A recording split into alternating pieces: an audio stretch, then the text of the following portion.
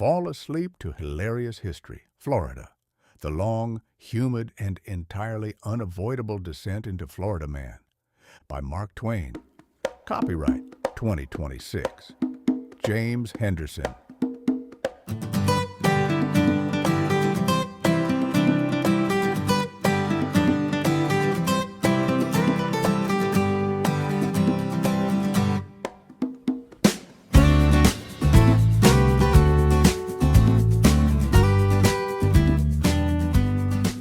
Chapter 1. A Preface Concerning Humidity and Hubris. The history of Florida is a history of magnificent delusions, written in salt water and perspiration by men who should have known better, but who were possessed by that peculiar human itch to go where one is distinctly not invited. It is a long, low-lying tongue of land that looks, on a map, as though the North American continent had developed a bit of a sag and was reaching down to test the temperature of the Caribbean with its metaphorical toe. To the casual observer of the 16th century, sitting comfortably in a drafty stone castle in Castile, Florida was a land of shimmering promise. It was a place where the trees dripped with gold and the rivers flowed with the very essence of immortality. To the actual observer, standing knee-deep in a limestone bog with a mosquito the size of a barn swallow drilling for oil in his neck, it was something else entirely. It was, in fact, the world's most elaborate and well-appointed death trap, disguised as a tropical paradise. The naming of the place was the first great swindle. When Juan Ponce de León first laid eyes on the coast in the spring of 1513, he arrived during Pascua, Florida, the festival of flowers. Being a man of poetic leanings, and likely suffering from a touch of sunstroke, he dubbed the land La Florida. It was a branding masterstroke.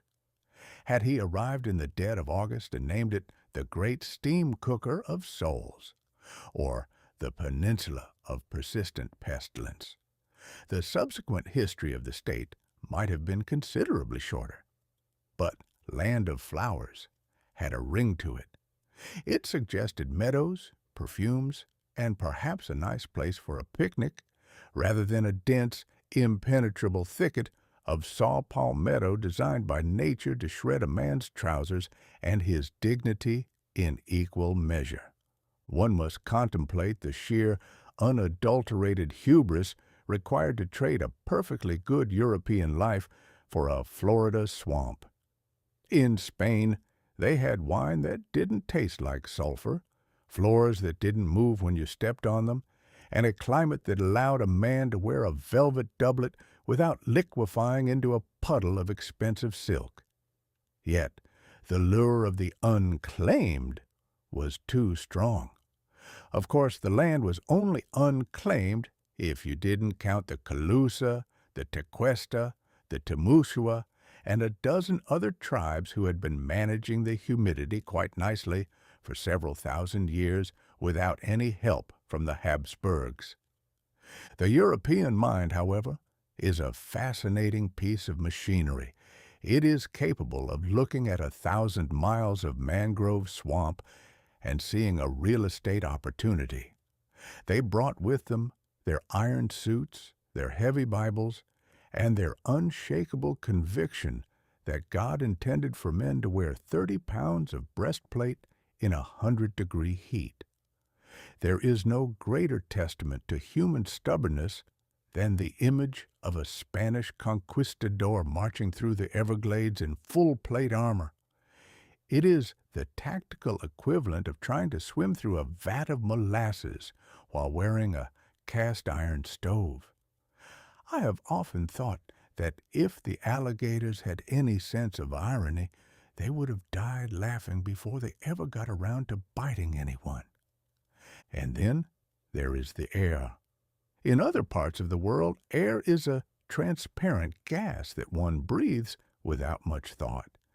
In Florida, The air is a nutritious soup. It is a tangible substance that you must push out of your way just to move from the bed to the wash basin. It clings to you with the desperation of a long-lost relative asking for a loan. To a Victorian gentleman or a Spanish grandee, the humidity was a personal affront. It wilted collars, rusted swords, and turned a neatly groomed beard into a damp thicket of despair within 20 minutes of sunrise. Why did they stay? That is the question that haunts the historian. They came for gold, certainly, but when the gold failed to materialize, they stayed for the land. And when the land proved to be mostly water, they stayed for the spite of it. There is a certain type of man who, having been told by nature to go away, responds by building a fort and declaring himself the governor of the bog. The early history of Florida is not a story of progress, but a story of endurance. It was a place where empires went to lose their shirts. The Spanish held it, then the British held it, then the Spanish took it back, much like a hot potato that no one quite knows how to peel. Each time they brought more people, more horses, and more elaborate titles.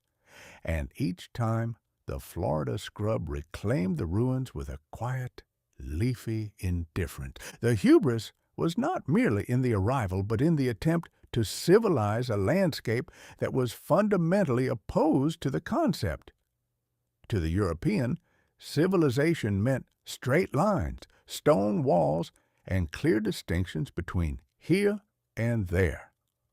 Florida is a land of blurred edges.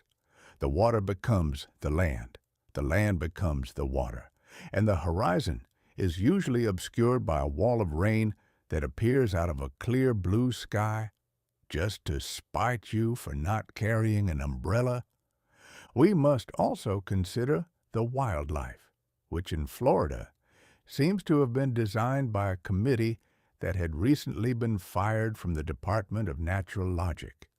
You have the alligator, a creature that is essentially a prehistoric suitcase with teeth, which spends its days pretending to be a log until it is too late for the observer to correct the error. You have the mosquito, which in Florida attains the status of a heavy bomber squadron. And you have the various snakes, spiders, and stinging things that ensure that a walk in the woods is never a dull affair, provided you enjoy the constant sensation of impending doom. In these early years, Florida was less a colony and more of a collective fever dream. It was a place where men searched for things that didn't exist: gold, youth, an easy passage to the Orient, and found things they didn't want: fever, salt rot, and a profound appreciation for the stability of a dry pair of socks. As we embark on this narrative journey, from the iron-suited fools of the 16th century to the air-conditioned dreamers of the 20th, we must keep one thing in mind. Florida has never truly been conquered. It has merely been paved over in spots. Beneath the asphalt of every strip mall and the manicured grass of every golf course lies the original, stubborn, humid soul of the peninsula, waiting patiently for the next hurricane to remind us all who really owns the lease.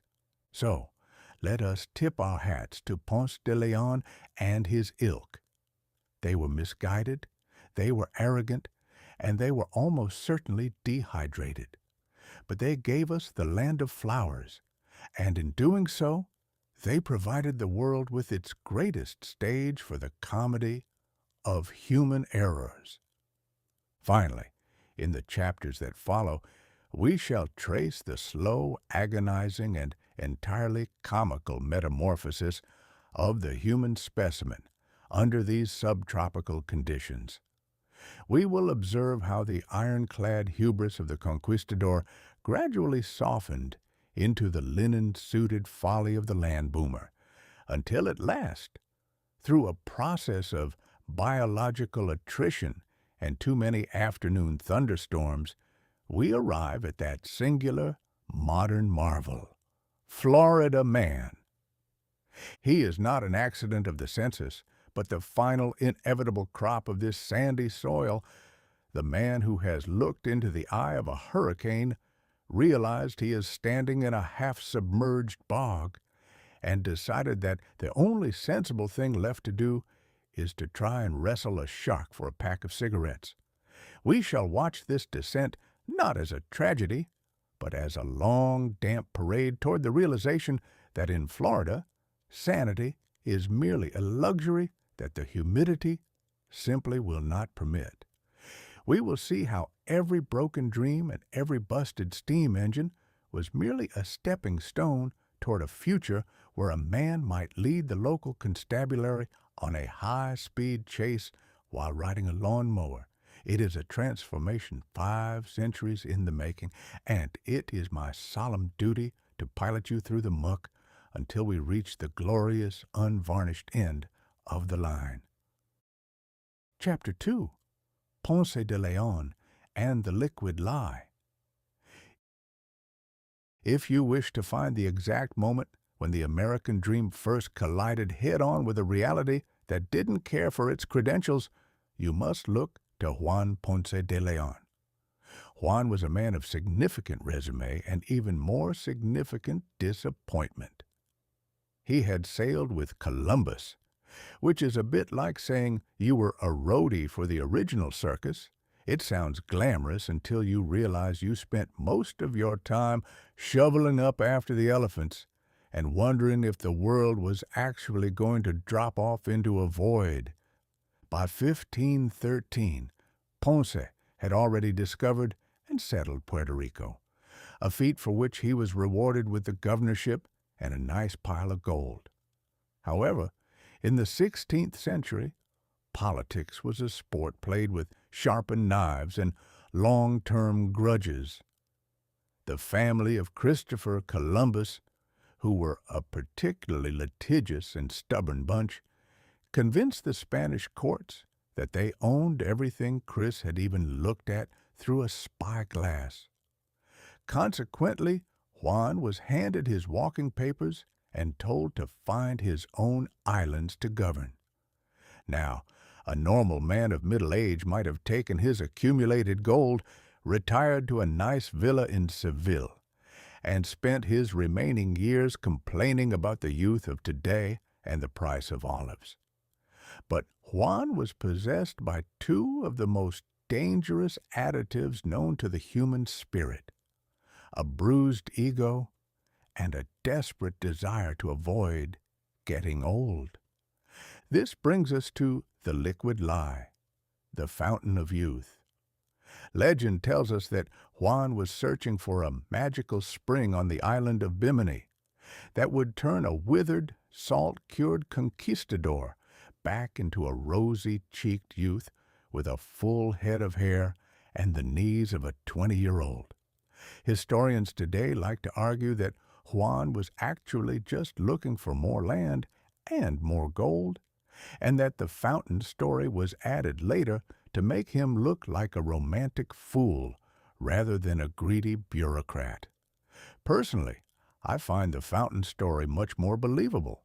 Human beings have shown throughout history a terrifying willingness to believe any preposterous nonsense provided it promises they won't have to face the indignity of a sagging chin and a slow gait. If you told a man today that drinking the drainage from a rusty radiator would make him look like a Greek god, he'd have his head under the hood before you could finish the sentence. So Juan outfitted 3 ships and set sail from Puerto Rico.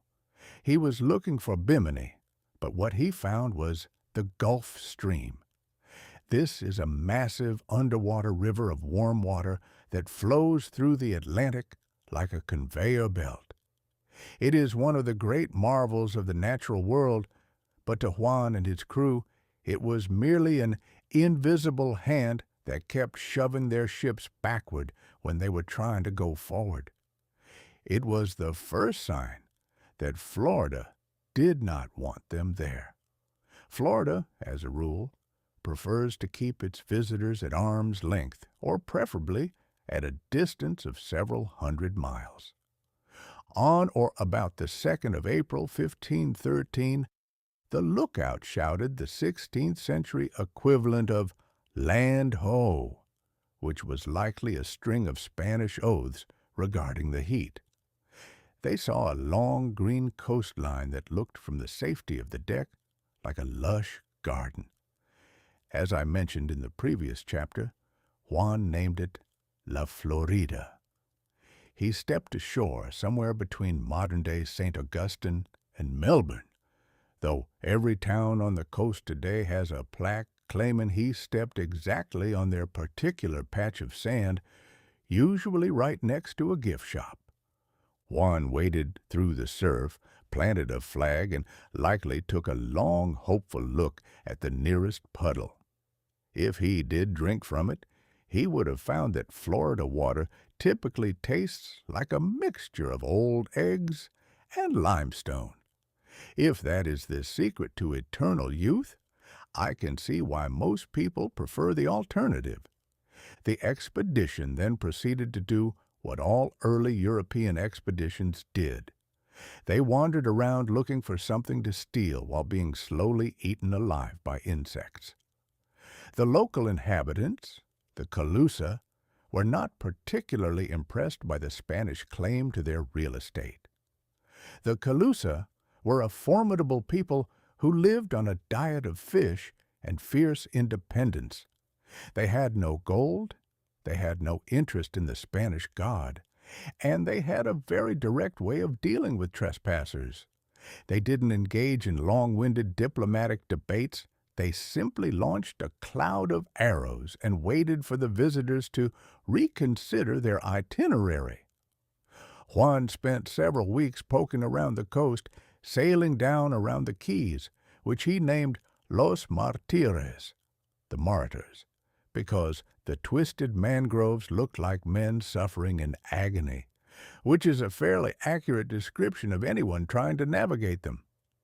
He then headed up the Gulf Coast, where he encountered more Calusa, who were even less hospitable than the ones on the Atlantic side. In one of these skirmishes, the Calusa managed to drive the Spanish back to their ships. It turns out that a well-aimed arrow tipped with the juice of the manchineel tree, a plant so toxic that even standing under it during a rainstorm will give you blisters, is more than a match for a man in a fancy hat. Juan retreated to Cuba, then eventually to Puerto Rico, and then back to Spain to brag about his discovery. He had found a massive peninsula, a powerful ocean current, and a way to get shot at in 2 different oceans, but he had found no gold and no magical spa. Yet, such is the power of a good story that he was given permission to colonize the place. He returned in 1521 with 2 ships, 200 men, 50 horses, and a variety of priests and farmers. He was going to build a permanent settlement. He was going to be the king of the swamp. He landed on the Gulf Coast, likely near Charlotte Harbor, and began the process of building a town. The Calusa, who had apparently not grown any more fond of Spaniards in the intervening 8 years, attacked almost immediately. It was a chaotic, bloody affair in the tall grass. During the fight, Juan Ponce de León, the man who wanted to live forever, was struck in the thigh by a poisoned arrow. The expedition was abandoned. The ships fled to Cuba, where Juan eventually succumbed to his wound. He died at the age of 47, which, while not ancient, was certainly a far cry from the eternal adolescence he had been seeking. There is a profound, dark comedy in the death of Ponce de León. He spent his fortune and his final years chasing a liquid lie, only to be killed by a liquid truth, the poison of a Florida plant delivered by a man who actually lived there. He came seeking the water of life and found the wood of death. But the lie survived him. The legend of the Fountain of Youth became the first great Florida tourist attraction. Even today, you can go to St. Augustine and pay a few dollars to drink from a fountain that is supposedly the very one Juan was looking for. People stand in line to sip sulfur-scented water, hoping for a miracle, while the locals stand by and smile, knowing that the real fountain in Florida isn't a spring at all. It's the steady flow of tourist dollars into the cash registers. Juan Ponce de León gave Florida its name and its first great disappointment. He set the tone for the next 5 centuries. A man arrives with a dream, ignores the locals, gets bitten by the wildlife, and leaves significantly poorer and more injured than when he arrived. It is a tradition we have maintained with remarkable consistency ever since. And so the land of flowers remained mostly empty of Europeans, but full of ghosts, mosquitoes, and the lingering scent of a swindle that refused to die. The Spanish would keep coming, of course. If there is one thing a Spaniard of the 1500s hated more than a poisoned arrow, it was the idea that someone else might get to have their poisoned arrow first. But for a brief moment after Juan's death, the silence returned to the mangroves. The Calusa went back to their fishing, the alligators went back to their sunning, and the Fountain of Youth went back to being what it always was, a shimmering mirage in the heat haze of a Florida afternoon, perfectly designed to lead a fool into a bog. Chapter 3. St. Augustine, the House that Refused to Fall. If Florida is a monument to human persistence, then St. Augustine is the stubborn, barnacle-encrusted anchor that keeps the whole peninsula from drifting off into the mid-Atlantic out of sheer embarrassment. It is the oldest continuously occupied European established settlement in the continental United States, a title so long and hyphenated that it requires a certain amount of historical exhaustion just to recite it. In simpler terms, it is the town that refused to die, despite the best efforts of the French, the English, the pirates, the fires, and the occasional hurricane that decided the coastline looked a bit too cluttered. The founding of St. Augustine in 1565 was not an act of civic planning so much as it was an act of religious and political spite. King Philip II of Spain, a man whose dourness could have soured milk at 50 paces, was informed that some French Protestants, Huguenots they called them, had dared to build a fort on his Florida sand. To Philip, this was like finding a group of uninvited neighbors setting up a barbecue in your front parlor.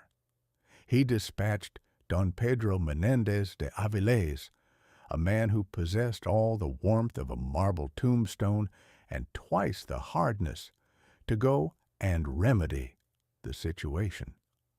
Menendez arrived on the feast day of St. Augustine, and with a lack of imagination common to conquistadors of his rank, named the place accordingly. He didn't come to find gold, and he certainly wasn't looking for a fountain. He came to build a wall. He understood, as Ponce de León had not, that if you want to hold on to Florida, you cannot merely plant a flag and leave. You must plant yourself like a particularly irritable weed and refuse to be pulled up. For the first 100 years or so, St. Augustine was less a city and more of a collection of damp huts and desperate hopes. It was a military outpost where the primary occupation was starving and the secondary occupation was waiting for the supply ships from Havana, which were usually late, lost, or currently being looted by someone named Blackbeard or Stede. The Spanish residents spent their days battling the elements and their nights wondering why they hadn't stayed in Madrid, where the dirt stayed under your feet instead of washing away in every afternoon thunderstorm. However, the real genius of St. Augustine, the thing that allowed it to survive while every other attempt at settlement dissolved like a sugar cube in a cup of hot tea, was a substance called coquina. Now, coquina is a type of limestone composed entirely of tiny compressed seashells. To a sophisticated European mason, used to the granite of the Old World, coquina looks like something a child might make out of oatmeal and beach debris. It is soft. You can cut it with a common saw. It is porous. It looks, quite frankly, like a mistake. But in the grand irony that defines Florida, the very softness of the stone was its salvation. When the Spanish finally got tired of their wooden forts being burned down by every passing pirate with a spare match, they decided to build the Castillo de San Marcos out of this shell rock. In 1702, the English came down from Carolina under a gentleman named James Moore. They brought cannons. They brought a great deal of British indignation. They settled in for a siege and began lobbing heavy iron balls at the walls of the fort. A strange thing happened. Everywhere else in the world, a cannonball hits a stone wall and the wall shatters. But when a cannonball hits coquina, it doesn't shatter. The stone is so soft and full of air pockets that it simply swallows the ball. It's like throwing a baseball into a bucket of wet sand. The ball goes in, the wall says thank you, and the Spanish soldiers inside probably went back to their siesta. The English fired for weeks, turning the walls into something resembling a giant block of Swiss cheese, but the fort refused to fall. They eventually got so frustrated they burned the town and went home, leaving the Spanish to poke their heads out of their indestructible sandcastle and begin the tedious process of rebuilding the gift shops. This became the recurring theme of St. Augustine's life. Someone would show up. Sir Francis Drake was a particularly rude visitor in 1586, burn the wooden houses to the waterline, and sail away. The Spanish would then crawl out of the bushes, brush the soot off their breeches, and start over.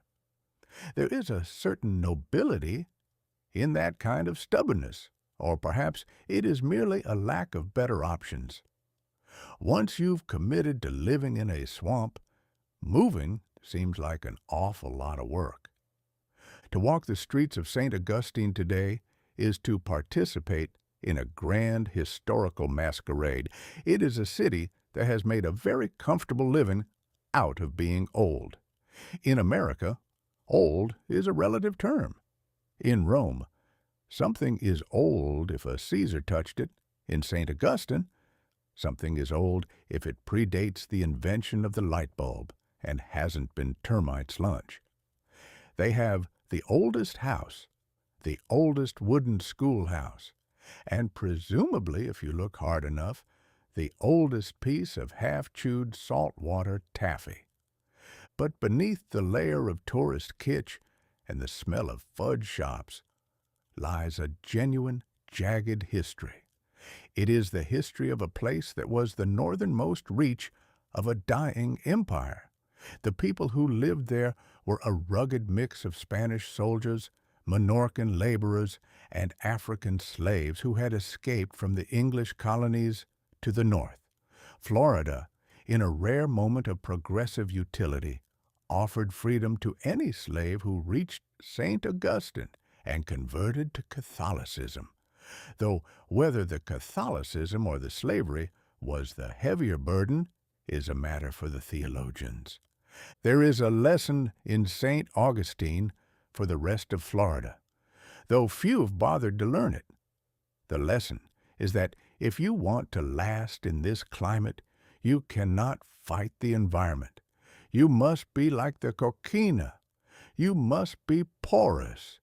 You must be able to absorb the blows of fate and the weight of the water without shattering. The modern developers who build glass towers on the sand might do well to study the Castillo. When the next big blow comes, and in Florida, the next big blow is as certain as death and taxes, though usually louder, the glass will shatter, but the shell rock will just sit there, damp and indifferent. St. Augustine remained Spanish for nearly 2 centuries, save for a 20-year stint when the British traded Havana for it, a deal that suggests the British didn't quite know what they were getting into, like trading a thoroughbred horse for a very persistent mule. When the Spanish finally left for good in 1821, they left behind a city of narrow streets, heavy gates, and a fortress that had never been taken by force. It is a city of ghosts, but they are hardy ghosts. They are the spirits of men like Menendez, who cared more for the cross and the crown than for comfort. They are the spirits of the sailors who looked at the treacherous sandbars of the Matanzas Inlet and decided to try their luck anyway. And they are the spirits of the countless anonymous souls who figured out that if you can't find gold in the ground, you can at least build something that won't wash away in the first rain. So, we salute St. Augustine. It is the grandfather of Florida, grumpy, set in its ways, smelling slightly of the sea and old stone, and utterly convinced that it will still be there long after the rest of us have been reclaimed by the mangroves. It proved that you could, in fact, build a house upon the sand, provided you had enough shells and enough sheer pig-headed Spanish pride to keep it standing. Chapter 4. The Huguenots and the Unfortunate Picnic. If there is one thing the history of the 16th century teaches us, it is that there is no disagreement so small that it cannot be improved by a massive wooden cross, a sharp sword, and a profound misunderstanding of the weather. In 1564, a group of French Protestants, known as Huguenots, decided that they had had quite enough of being chased around Europe for their religious convictions. They looked across the vast, churning Atlantic and thought, there is a land of milk and honey, or at least sand and sunshine, where a man can worship as he pleases without a Catholic neighbor breathing down his neck. This was their first mistake. Their second mistake was choosing Florida. The French expedition was led by René Goulin de Laudonnière, a man whose name was significantly more impressive than his survival instincts. He landed at the mouth of the River of May, what we now call the St. Johns River, and proceeded to build Fort Caroline. It was a triangular affair of earth and timber, constructed with that breezy European optimism that assumes a wooden wall is a match for a subtropical rot that can dissolve a leather boot in 48 hours. The Huguenots were not exactly the pioneer types. They were mostly soldiers, noblemen, and various hangers-on who believed that colonizing was a synonym for finding a mountain of gold and being home in time for the autumn vintage. They didn't much care for farming. Farming is tedious, sweaty work, and it is difficult to maintain a sense of aristocratic dignity while weeding a patch of maize in a humidity that makes your velvet doublet feel like a wet wool blanket soaked in lead. Consequently, within 6 months, the French were starving. They had managed to alienate the local Timucua Indians, who had initially been quite friendly and had even offered them food. But the French, in their infinite wisdom, decided that the best way to ensure a steady supply of groceries was to get involved in local tribal politics, which is a bit like trying to settle a dispute between two hornets' nests by sticking your head into both of them. By the time Jean Ribault, the great French navigator, arrived with reinforcements and supplies in August 1565, Fort Caroline was a mess of mutiny, hunger, and damp gunpowder. Ribault brought with him 7 ships and hundreds of men, women, and children. He was the cavalry arriving just in time to save the day, except that, in the grand tradition of Florida timing, he arrived exactly when the Spanish were moving in with the neighborhood association's most violent enforcement squad. As we discussed in the previous chapter, Pedro Menendez de Aviles had just arrived down the coast at St. Augustine. Menendez was a man of singular focus. His instructions from the Spanish king were simple: clear out the French, establish a colony, and try not to let the mosquitoes carry off the horses. When Menendez spotted Ribault's fleet anchored off the coast, he sailed his own ships up next to them and shouted out a polite greeting. And by polite greeting, I mean he informed them that he was under orders to hang every heretic he could get his hands on. The French, being French, replied with some spirited insults and a few cannon shots that didn't hit anything but the water. Menendez, realizing his ships weren't quite ready for a naval slugfest, retreated to St. Augustine to dig in. Now, here's where the Florida weather enters the narrative as the primary antagonist. Ribault, possessed by a sudden and fatal burst of bravado, decided that the best defense was a good offense. He packed almost all of his able-bodied soldiers onto his ships and sailed south to wipe out the Spanish at St. Augustine before they could finish their fort. "Wait," said Laudonnière. "Presumably, the sky looks a bit greenish, and the birds have all gone to Georgia." Ribault ignored the signs. He was a sailor, after all, but he was a sailor who had never met a Florida hurricane.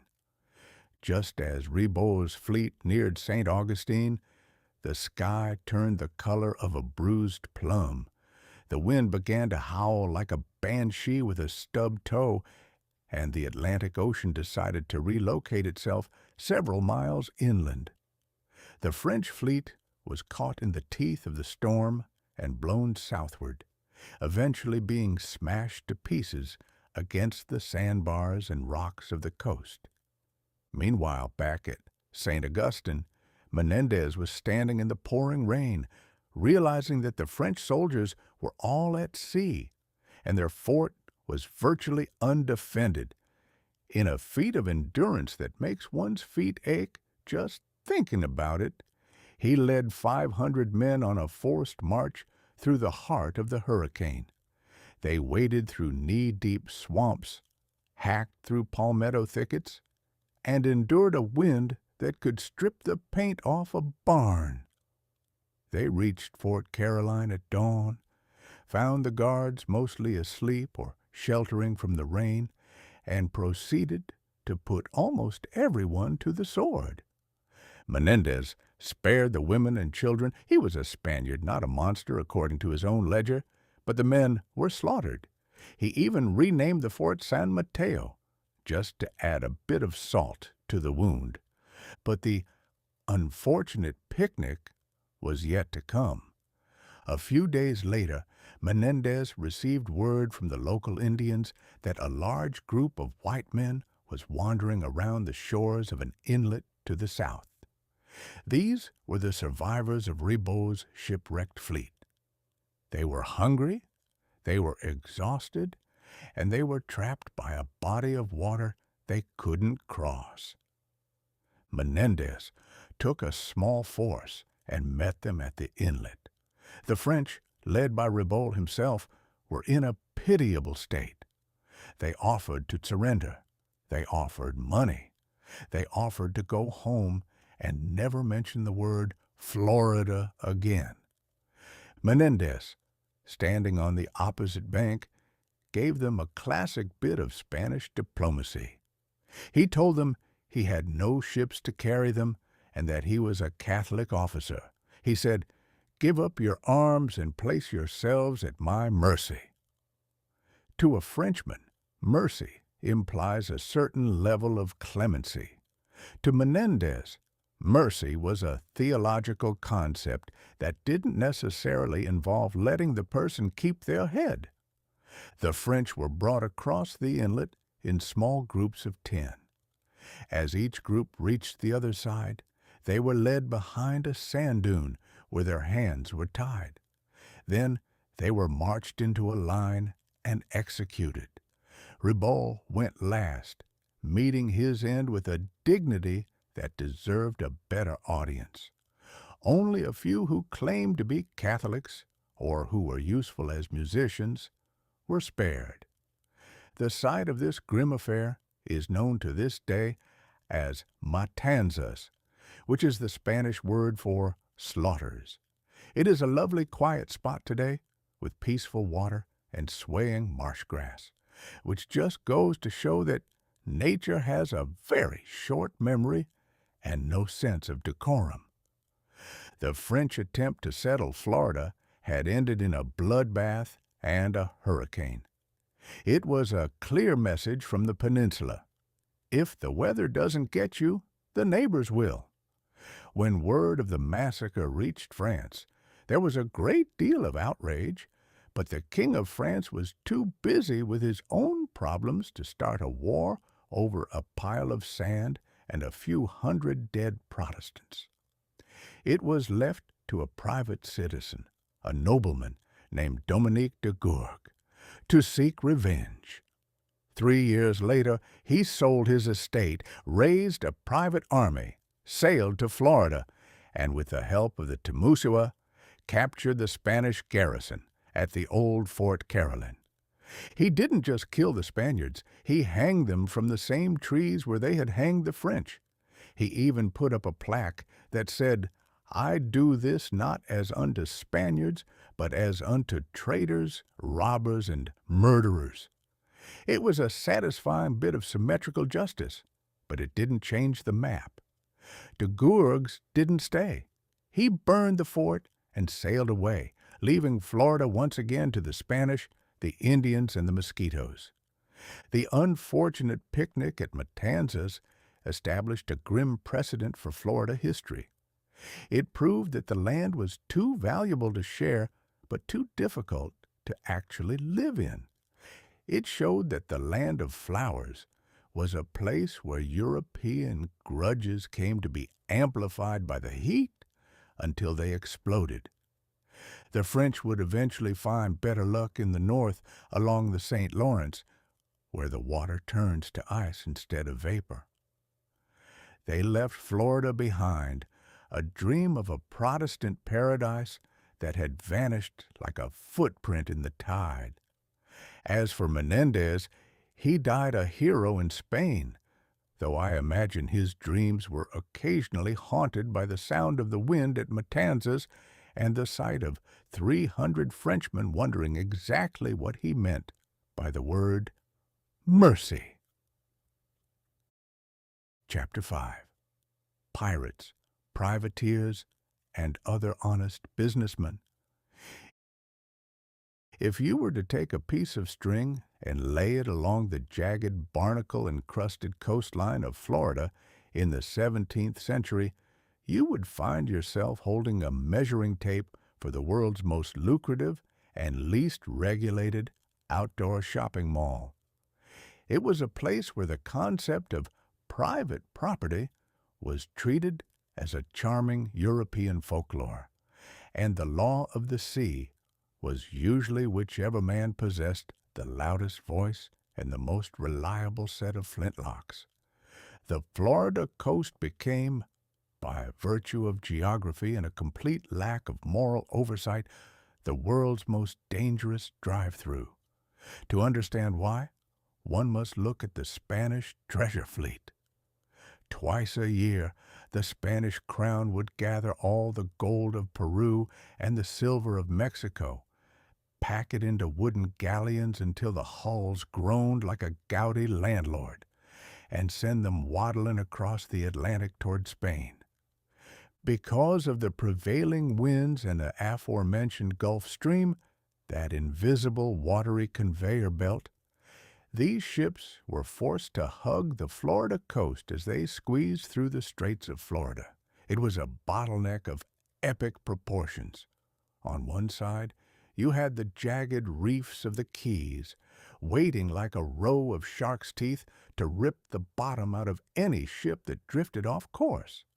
On the other side, you had the vast, empty horizon of the Bahamas, and tucked into every little bay, inlet, and mangrove-choked river along the Florida peninsula, you had a collection of gentlemen who had decided that working for a living was a mug's game. These men fell into two categories: privateers and pirates. The distinction between the two was entirely a matter of paperwork. A privateer was a thief who had a letter of marque from a king, which essentially gave him a government license to steal things from the people that king didn't like. He was an authorized contractor of mayhem.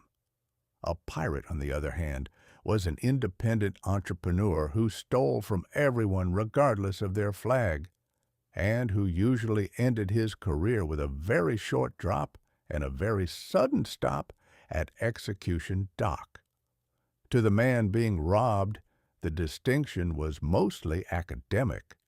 His gold was gone either way, though the privateer might have bowed a bit more formally while he took it. The most famous of the authorized thieves was Sir Francis Drake. In 1586, Drake decided that St. Augustine looked a bit too prosperous for its own good. He sailed into the harbor with 20-odd ships and a few thousand men, intending to give the Spanish a lesson in British hospitality. The Spanish, who by this point had developed a refined sense of when to flee into the woods, abandoned the fort. Drake looted the place, burned the town to a crisp, and even made off with the colonial pay chest containing about 2,000 pounds sterling. This was considered a diplomatic mission in London, while in Madrid, Drake was referred to as the Dragon, and likely mentioned in the same breath as the Plague. But the real golden age of Florida piracy didn't involve grand admirals and royal navies. It involved the colorful, scurvy-ridden, and highly theatrical rabble that haunted the Florida Keys. The Keys were the perfect hideout. They were a maze of shallow water where a small, fast pirate sloop could dance through the reefs while a heavy, gold-laden Spanish galleon would find itself stuck on a sandbar like a fat man in a bathtub. Among these figures was Edward Teach, better known as Blackbeard. Teach was a master of what we would now call corporate branding. He knew that if you looked terrifying enough, people would surrender their cargo without you having to go through the messy business of actually fighting. He would weave slow-burning hemp fuses into his massive beard and light them before a battle, so that he approached his victims wreathed in smoke like a demon emerging from a particularly poorly ventilated kitchen. It was an effective tactic. Most captains took one look at the smoking, swearing giant on their quarterdeck and decided that their cargo wasn't worth the possibility of being murdered by a campfire in a hat. Then there were the women, Anne Bonny and Mary Read. Anne, in particular, was a product of the Florida Caribbean circuit.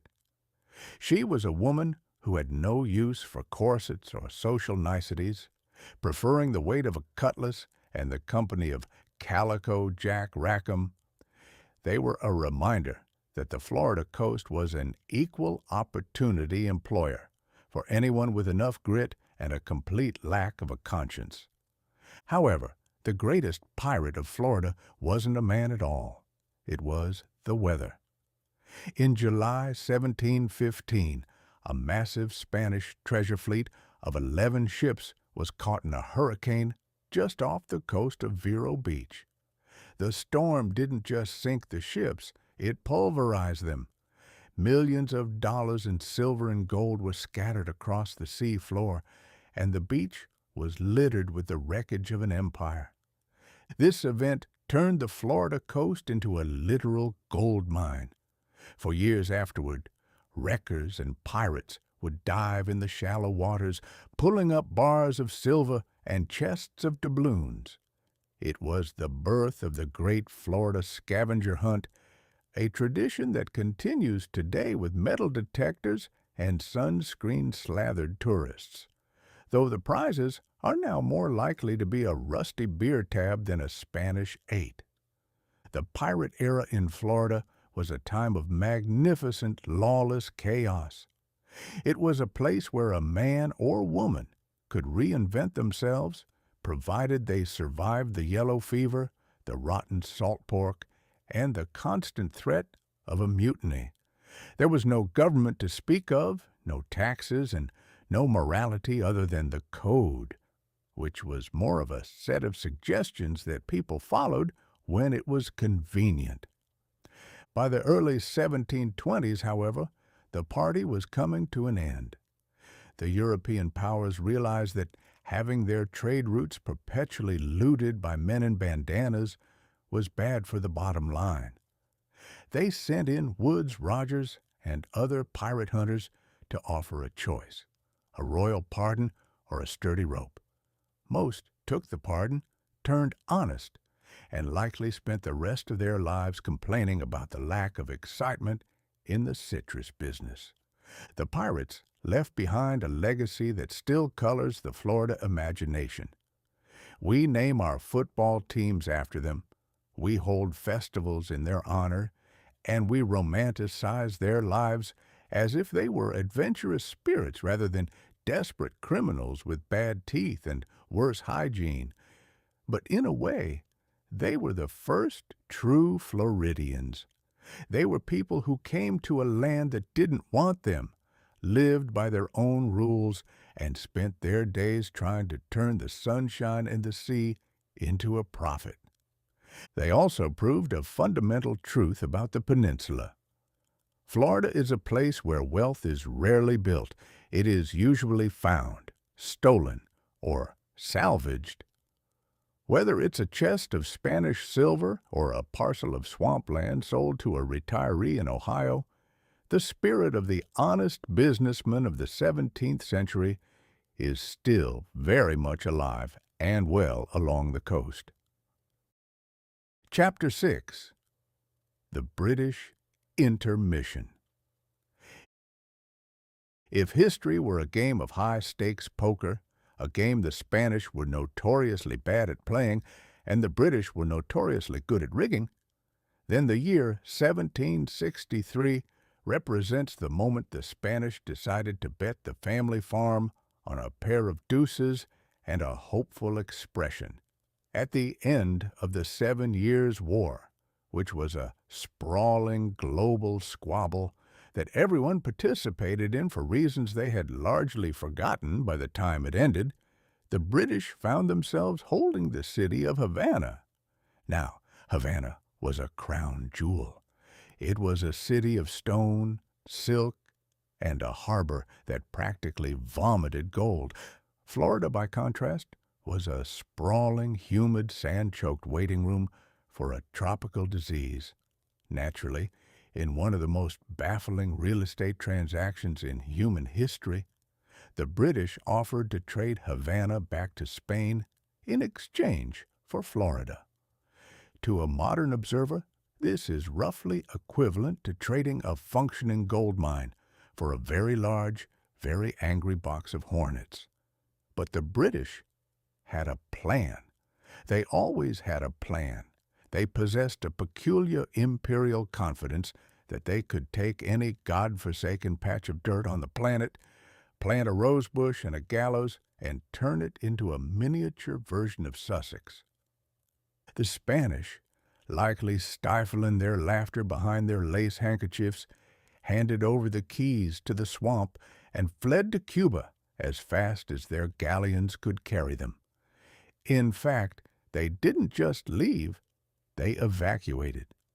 St. Augustine was emptied of its Spanish residents as if someone had pulled the plug on a bathtub.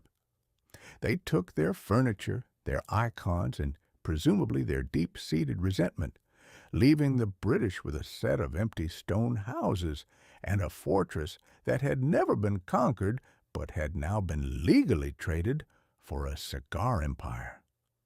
The British took one look at their new acquisition and immediately did the most British thing possible. They divided it into two pieces, for no other reason than to ensure there were twice as many bureaucratic positions to fill. They created East Florida, with its capital at St. Augustine, and West Florida, which stretched all the way to the Mississippi River, with its capital at Pensacola. Thus, Florida became the only place in the world that could be two different kinds of miserable at the same time. The governor of East Florida, a man named James Grant, was a gentleman of the old school. He believed that the primary requirements for governing a colony were a steady supply of fine wine, a robust appetite for turtle soup, and a complete refusal to acknowledge that the climate was trying to kill him. Grant's mission was to turn Florida into a useful colony. In the British lexicon, useful meant a place that exported things the mother country could sell for a profit, such as indigo, rice, and timber. The British brought in a level of organization that the peninsula had never seen and has rarely seen since. They surveyed the land, built roads, most notably the King's Road, which was essentially a slightly more deliberate muddy track through the woods, and invited gentlemen farmers to set up plantations. They even attempted to settle a group of Greeks and Italians at a place they called New Smyrna. It was a grand utopian experiment in agricultural labor that ended, predictably, in a riot of malaria, starvation, and a mass exodus of the settlers back to St. Augustine, where they arrived looking like they had spent a decade in a blender. While the British were busy trying to make the sand produce something other than burrs and mosquitoes, the 13 colonies to the north were becoming increasingly irritated with King George and his penchant for taxing everything that didn't have a pulse. When the American Revolution finally boiled over in 1776, Florida found itself in a very strange position.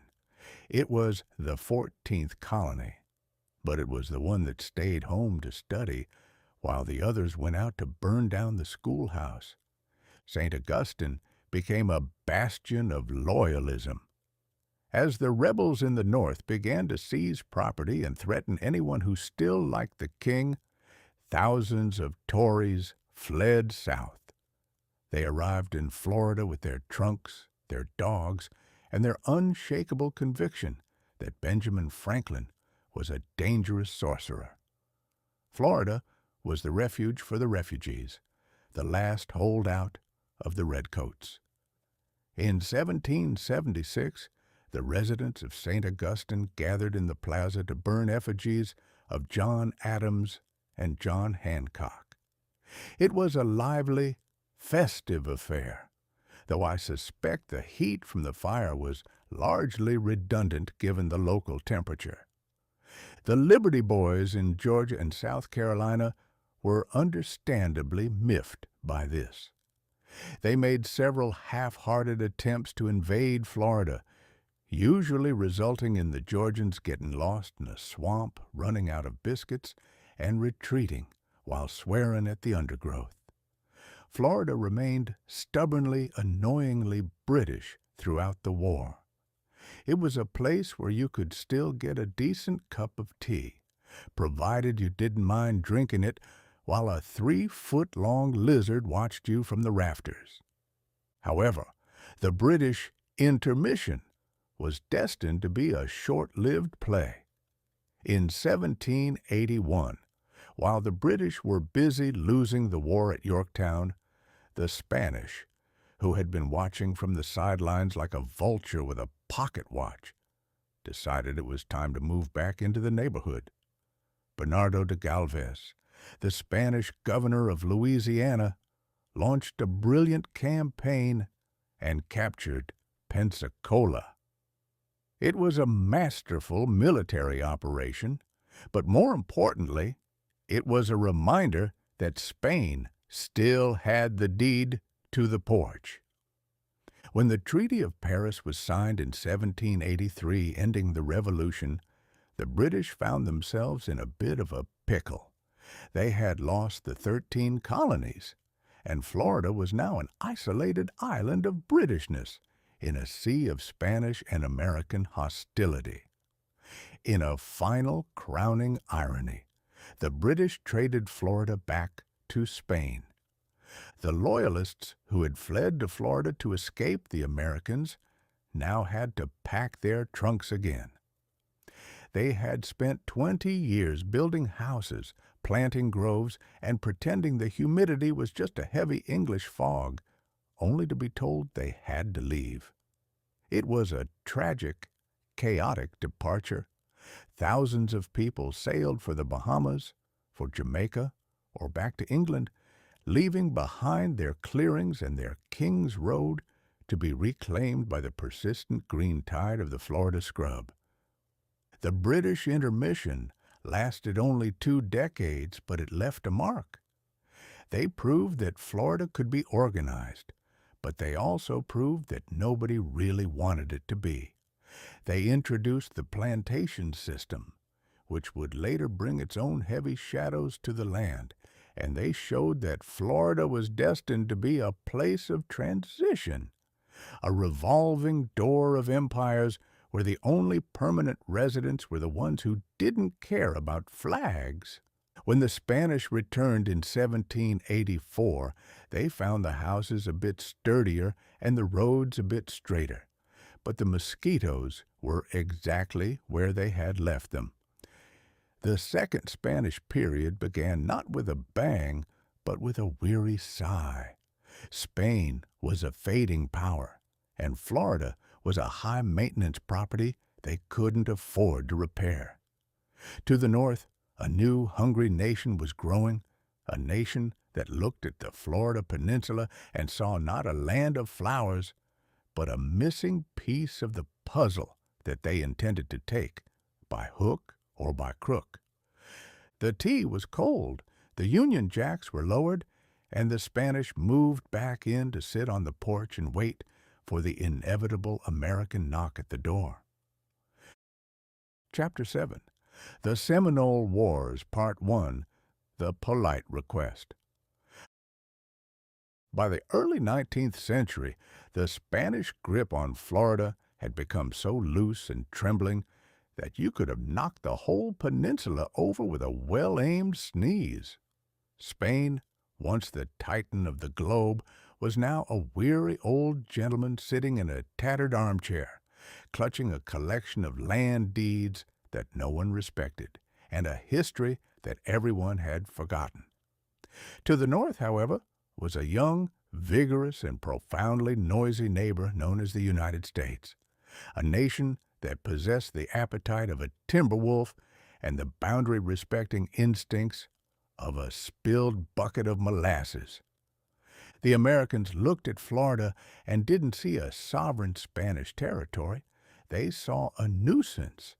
It was a haven for runaway slaves, a base for British meddlers who still hadn't forgiven us for that business in 1776, and most importantly, It was the home of the Seminoles.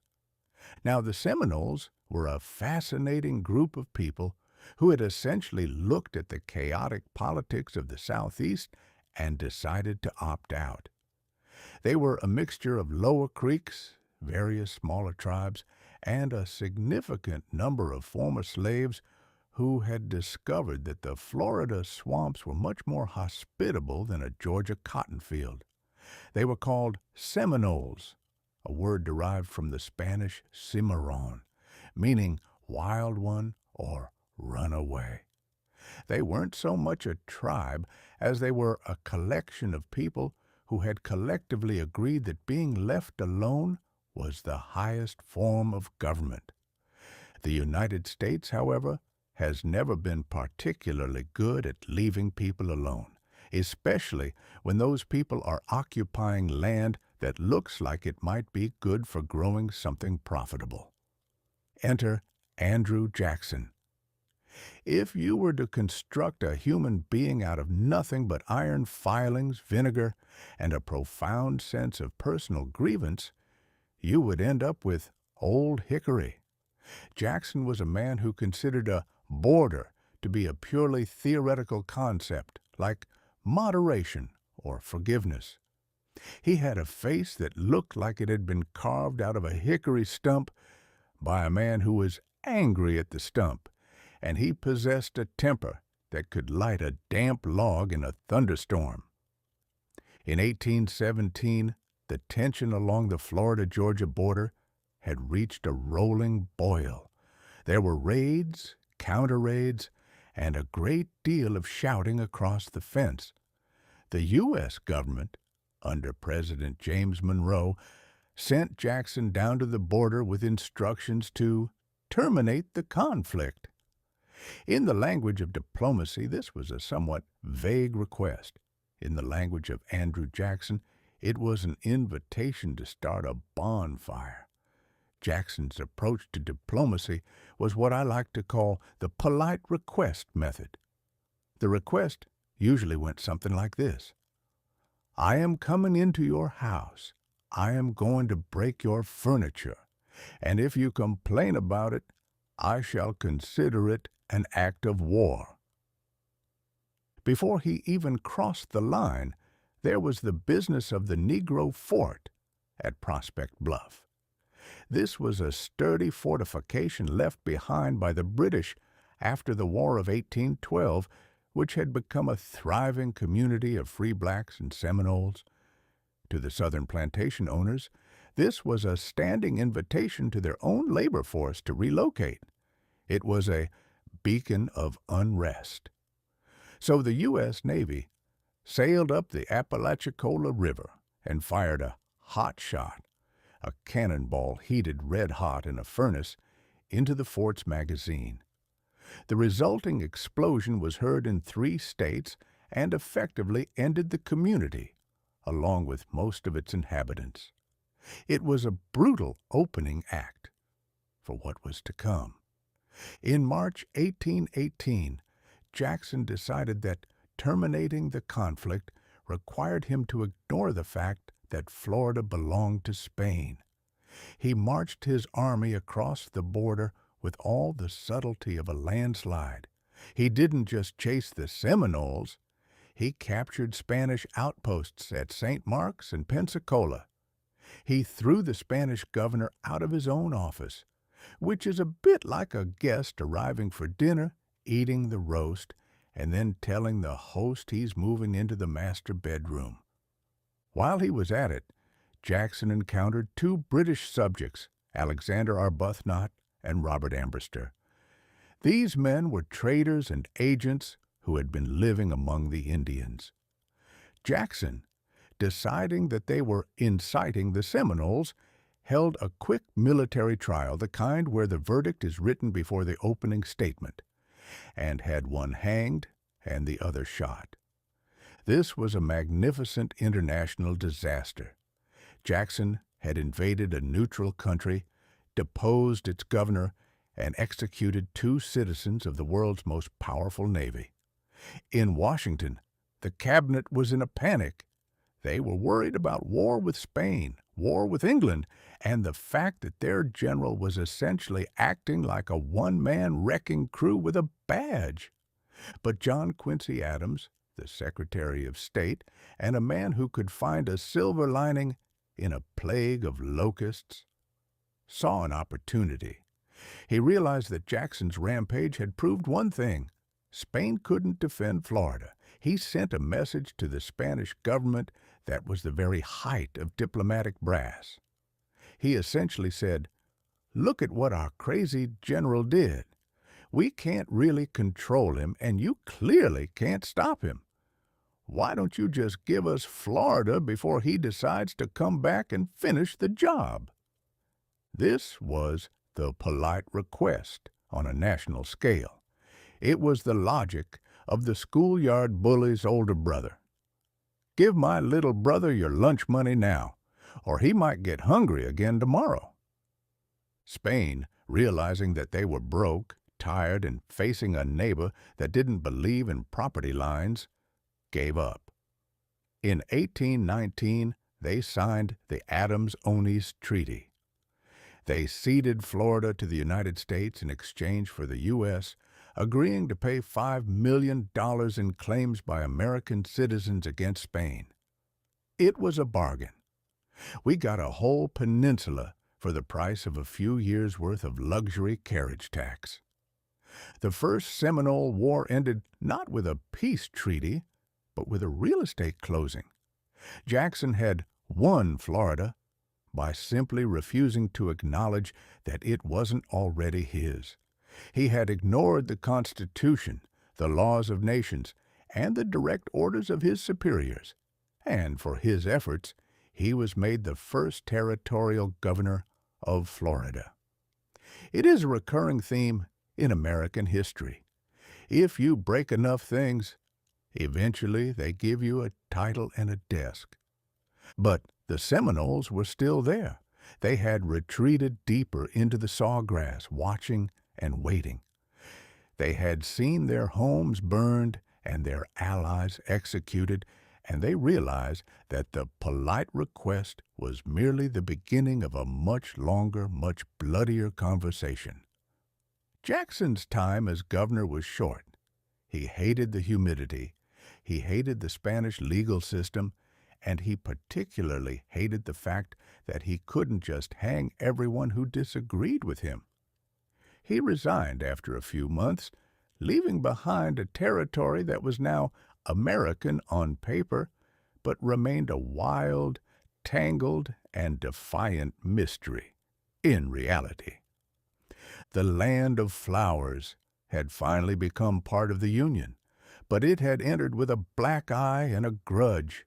And as anyone who has ever spent a week in a Florida swamp can tell you, a grudge in that climate doesn't go away. It just ferments. Chapter 8. Osceola and the Art of Defiance.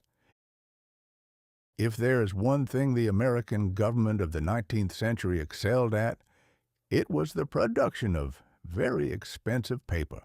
They had papers for taxes, papers for land deeds, and most importantly, papers for telling people to go somewhere else.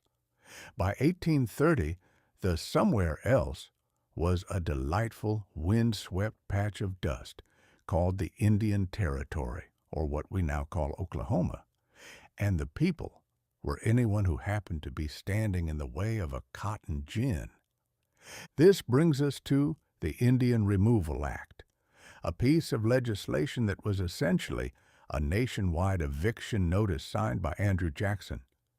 It was delivered with the same warmth one might expect from a debt collector with a toothache. The plan was simple.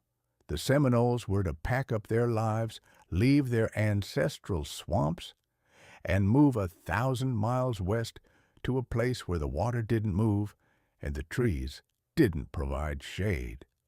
In exchange, the government offered protection, a promise that was worth approximately as much as a screen door on a submarine. However, the government made a classic tactical error. They assumed that Because they had the best pens and the most impressive inkwells in Washington, the people in the Florida scrub would naturally be impressed by the calligraphy. They hadn't counted on a man named Osceola. Now, Osceola was not a chief in the way a European understands the term. He didn't have a crown, a scepter, or a hereditary right to sit on a particularly fancy log. He was a leader of the self-made variety, which is to say, he was a man who spoke with such clarity and acted with such terrifying resolve that people simply forgot to ask for his credentials. He was part Creek, part Scots-Irish, and entirely fed up with being told where to stand. In 1834, the U.S. government called a meeting at Fort King to finalize the voluntary removal of the Seminoles. It was one of those diplomatic affairs where the Americans did all the talking and the Indians did all the being lied to. The Indian agent, a man named Wiley Thompson, presented a treaty for the Seminole leaders to sign. It was a masterpiece of legal obfuscation, essentially saying, if you sign this, you agree that you actually hate Florida and have always wanted to see what the dust storms of the West look like. The story goes, and I choose to believe it because it is far more poetic than the truth, that when it was Osceola's turn to sign, he didn't reach for the pen. Instead, he reached for his hunting knife. He stepped up to the table, and with a flourish that would have made a Shakespearean actor weep with envy, he drove the blade through the parchment and into the mahogany table. This, he supposedly said, is the only way I will sign. It was a magnificent gesture. It was the 19th century equivalent of dropping the microphone and walking out of the building. It also served as a formal declaration that the art of defiance was now the official policy of the Seminole Nation. What followed was the Second Seminole War, which was less of a war and more of a 7-year-long exercise in professional humiliation for the United States Army. The Americans arrived with their West Point educations, their shiny brass buttons, and their ironclad belief that a war should be fought on a flat field where everyone stands in a neat line and waits to be shot. The Seminoles, led by Osceola and others, had a different philosophy. They believed that a war should be fought from behind a cypress knee in waist-deep water, while the enemy is busy trying to figure out why his boots have been sucked off by the mud. It was the ultimate triumph of local knowledge over imperial pomposity. The U.S. Army sent general after general down to Florida, Clinch, Gaines, Scott, Call, and each one returned to Washington with a smaller reputation and a larger case of malaria. They built forts that the Seminoles ignored. They marched through swamps that the Seminoles called home. They fired cannons at the trees, and the trees, being indifferent to ballistics, simply stood there and absorbed the iron. Osceola was the ghost in the machine. He was everywhere and nowhere. He was a master of the hit and run, or as I prefer to call it, the embarrass and vanish. He realized that he didn't need to defeat the U.S. Army in a grand battle. He only needed to make the war so expensive, so miserable, and so interminably boring that the American public would eventually lose interest. It was a strategy of exhaustion, and for a long time it worked beautifully. The American soldiers, meanwhile, were having a wretched time of it. In their letters home, they described Florida as a place where the ground was mostly water, the air was mostly mosquitoes, and the inhabitants were mostly invisible. They were fighting a war against a landscape that seemed to be actively participating on the side of the enemy. The sawgrass cut their clothes to ribbons. The heat boiled their brains, and the hostiles refused to stay in one place long enough to be properly conquered. However, the art of defiance has one fatal flaw. It requires the opponent to have at least a vestigial sense of honor. By 1837, the U.S. military was under the command of General Thomas Jessup. Jessup was a man who had grown tired of losing to a man in a feathered turban. He realized that as long as Osceola was free, the war would continue until the sun burned out. So, he decided to employ a tactic that is generally frowned upon in the better circles of civilization. He invited Osceola to a peace parley under a white flag of truce. Now, even among the most bloodthirsty pirates, the white flag is a sacred thing. It is the universal sign that says, "We are going to stop killing each other for a moment so we can talk about how to stop killing each other permanently." To violate a white flag is to admit that you have run out of ideas and are willing to trade your soul for a result. Osceola, perhaps believing that even a man like Jessup wouldn't sink that low, showed up at the meeting near St. Augustine. He was ill, suffering from a fever that had drained his strength, but he came to talk. As soon as he arrived, Jessup's men ignored the white flag, surrounded Osceola, and threw him into chains. It was a victory for the United States, but it was the kind of victory that makes you want to go home and take a very long bath. The American press, to its credit, was horrified. They called it the most disgraceful act in the annals of American warfare. But the deed was done. The ghost was in a cage. Osceola was taken to the Castillo de San Marcos in St. Augustine and later moved to Fort Moultrie in South Carolina. He died there in January 1838, not from a bullet, but from a broken heart and a throat infection.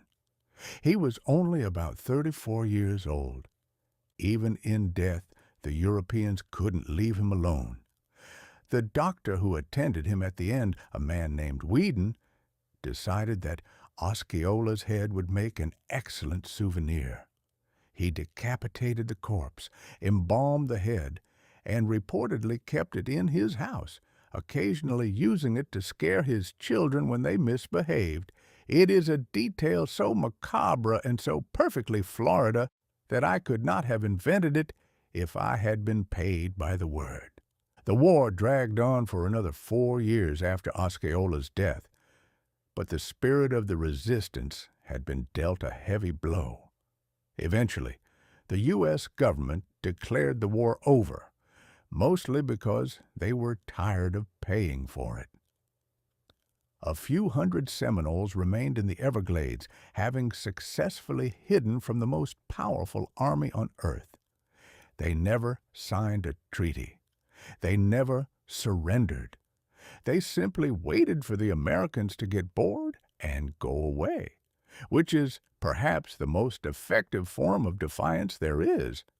Osceola proved that you can't beat a man who is fighting for his home with a man who is only fighting for his paycheck.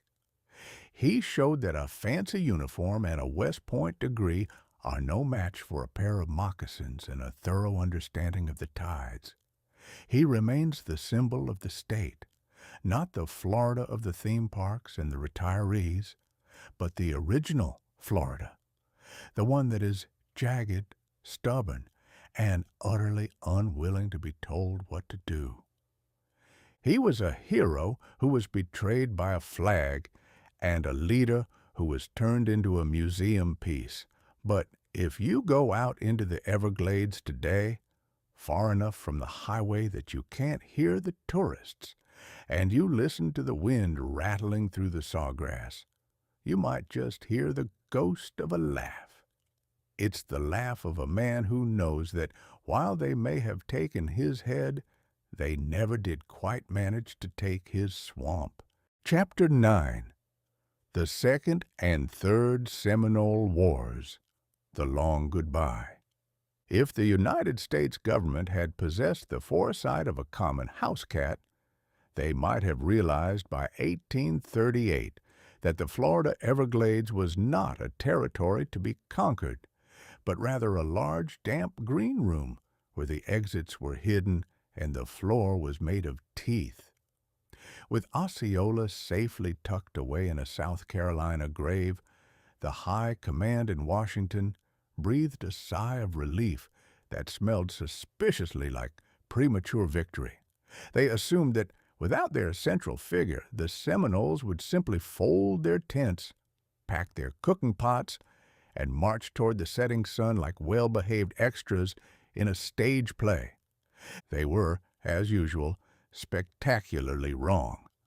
What followed was the Long Goodbye, a period of military history so agonizingly slow and expensive that it makes a modern tax audit look like a weekend at the circus. The Second Seminole War dragged on for another 4 years after the betrayal of Osceola, becoming the longest and costliest Indian war in the nation's history. It was a war of attrition, where the attrition was mostly on the side of the American taxpayer's wallet and the American soldier's sanity. The military, having run out of heroes, sent in Zachary Taylor, known affectionately as Old Rough and Ready. Taylor was a man who looked like he had been assembled from various pieces of used luggage and possessed a personality that was about as subtle as a kick from a mule. He won a victory at the Battle of Lake Okeechobee on Christmas Day, 1837. I use the word victory in the same sense that a man might claim victory over a beehive because he managed to get stung 50 times before the bees moved to a different branch. Taylor lost 26 men and had over 100 wounded, while the Seminoles simply melted into the sawgrass to fight another day. In the official reports, this was heralded as a triumph. In the quiet of the barracks, it was recognized as a disaster with better marketing. By 1839, the war had devolved into a series of scouring expeditions. The army would march 500 men into a swamp, wander around until 300 of them had the shakes, malaria, and then march back out again, having captured exactly one elderly grandmother and a very confused dog. The Seminoles had mastered the art of being invisible. They lived in hammocks, islands of high ground in the sea of grass where they grew corn and raised families, while the U.S. Navy's mosquito fleet paddled aimlessly in the nearby mangroves, looking for someone to surrender to them. The government, in a fit of inspired desperation, even authorized the purchase of bloodhounds from Cuba. They spent thousands of dollars on these ferocious beasts, imagining them tearing through the brush to locate the hidden camps. However, the hounds, being Cuban, were accustomed to a certain level of decorum and perhaps a better class of criminal. When they arrived in the Florida heat, they took one look at the alligator-infested water and the 6-foot-tall sawgrass and decided they were on vacation. They refused to track anything but the nearest shade tree and a bowl of scraps. It was a humiliating spectacle, a sovereign nation's military policy being thwarted by the common sense of a pack of dogs. Eventually, by 1842, the government simply got tired of the bill. The war had cost $30 million, a sum so astronomical at the time that you could have paved the entire state in silver coins and still had enough left over to buy Georgia. General Worth finally declared the war ended by the simple expedient of stopping the shooting. He didn't sign a treaty, he just stopped chasing people. He told the remaining Seminoles that if they stayed south of the Peace River and didn't bother anyone, the United States would pretend they didn't exist. It was the geopolitical equivalent of a parent telling a child, "I'm not talking to you anymore," and walking out of the room. But Florida, like a bad penny or a persistent case of gout, refused to stay quiet for long. A decade of uneasy peace followed, which was really just a period where the settlers and the Indians practiced their glares across the fence line.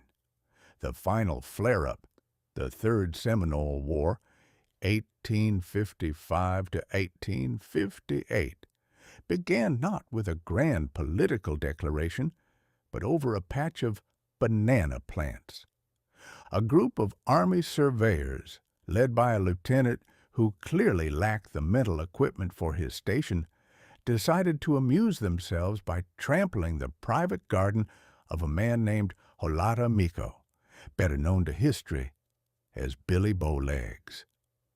Billy was a man of significant property, a fine sense of fashion, often seen in a brightly colored turban and silver gorgets, and a very short fuse when it came to his bananas.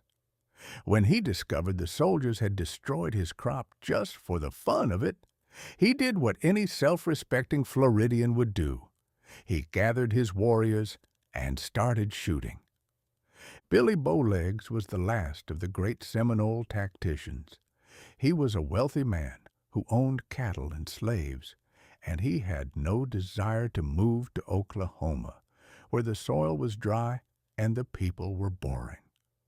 For 3 years, he led the army on a final, weary dance through the big cypress swamp.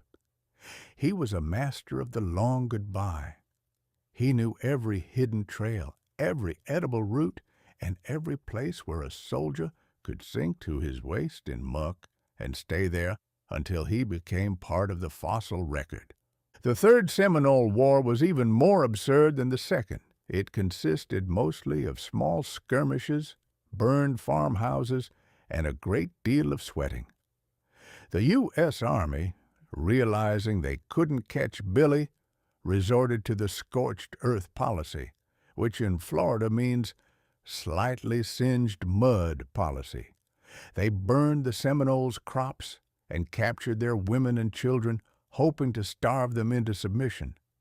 In the end, it wasn't a bullet that got Billy Bowlegs. It was the checkbook. The government offered him and his followers a bribe to leave, thousands of dollars in cash, plus compensation for their lost cattle.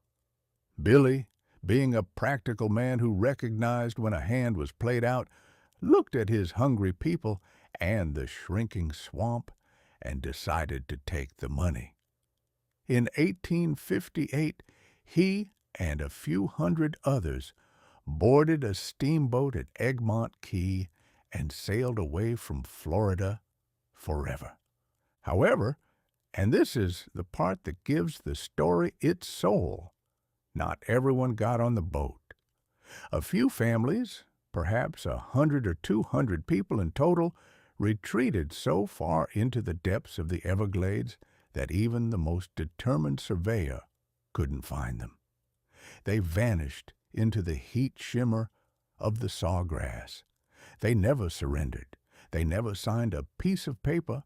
They simply stayed. These are the ancestors of today's Miccosukee and Seminole tribes, the unconquered. They lived in isolation for nearly a century, watching from the fringes as the white man built his railroads, drained his swamps, and invented the air conditioner.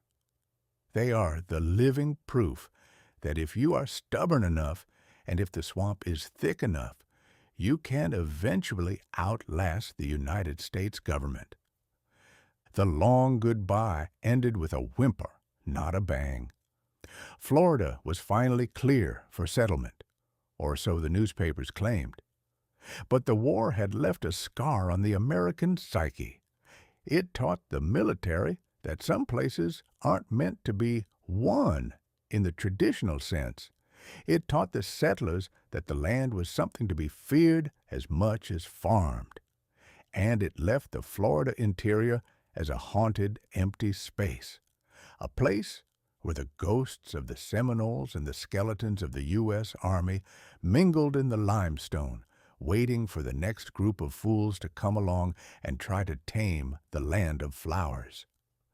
As for Billy Bowlegs, he reportedly died in Arkansas a few years later, probably wondering if the bananas there tasted as sweet as the ones he had lost in the Big Cypress. He had taken the money and left, but he had given the U.S. Army a parting gift of 3 years of misery, $6 million in debt, and a name that would live forever in the annals of people who refused to move. Chapter 10. Territory to Statehood, the 27th Star. Once the United States government had finally decided that it was tired of chasing the Seminoles and had successfully ignored the fact that a few hundred of them were still comfortably residing in the basement of the peninsula, they turned to a much more terrifying task: civil government. Passing from a military territory to a state is, in the American tradition, a process not unlike watching a very slow, very damp caterpillar attempt to turn into a butterfly, while several people argue over whether the butterfly should be allowed to vote. In 1821, when the Spanish flag was lowered for the last time and the stars and stripes rose over the mud of St. Augustine and Pensacola, Florida was a territory. In the political lexicon of the time, a territory was a place that was too large to ignore, too wild to trust, and too expensive for the federal government to keep on its books indefinitely.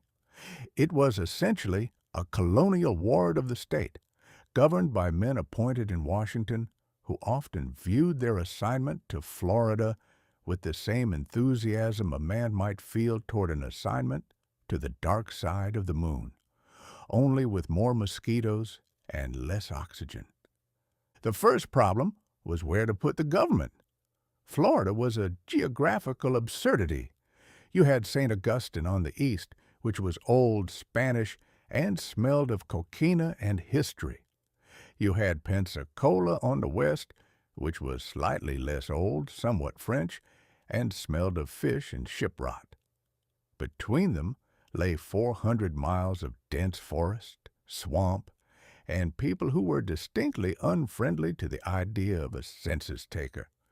For the first 2 years, the territorial council alternated between the two cities.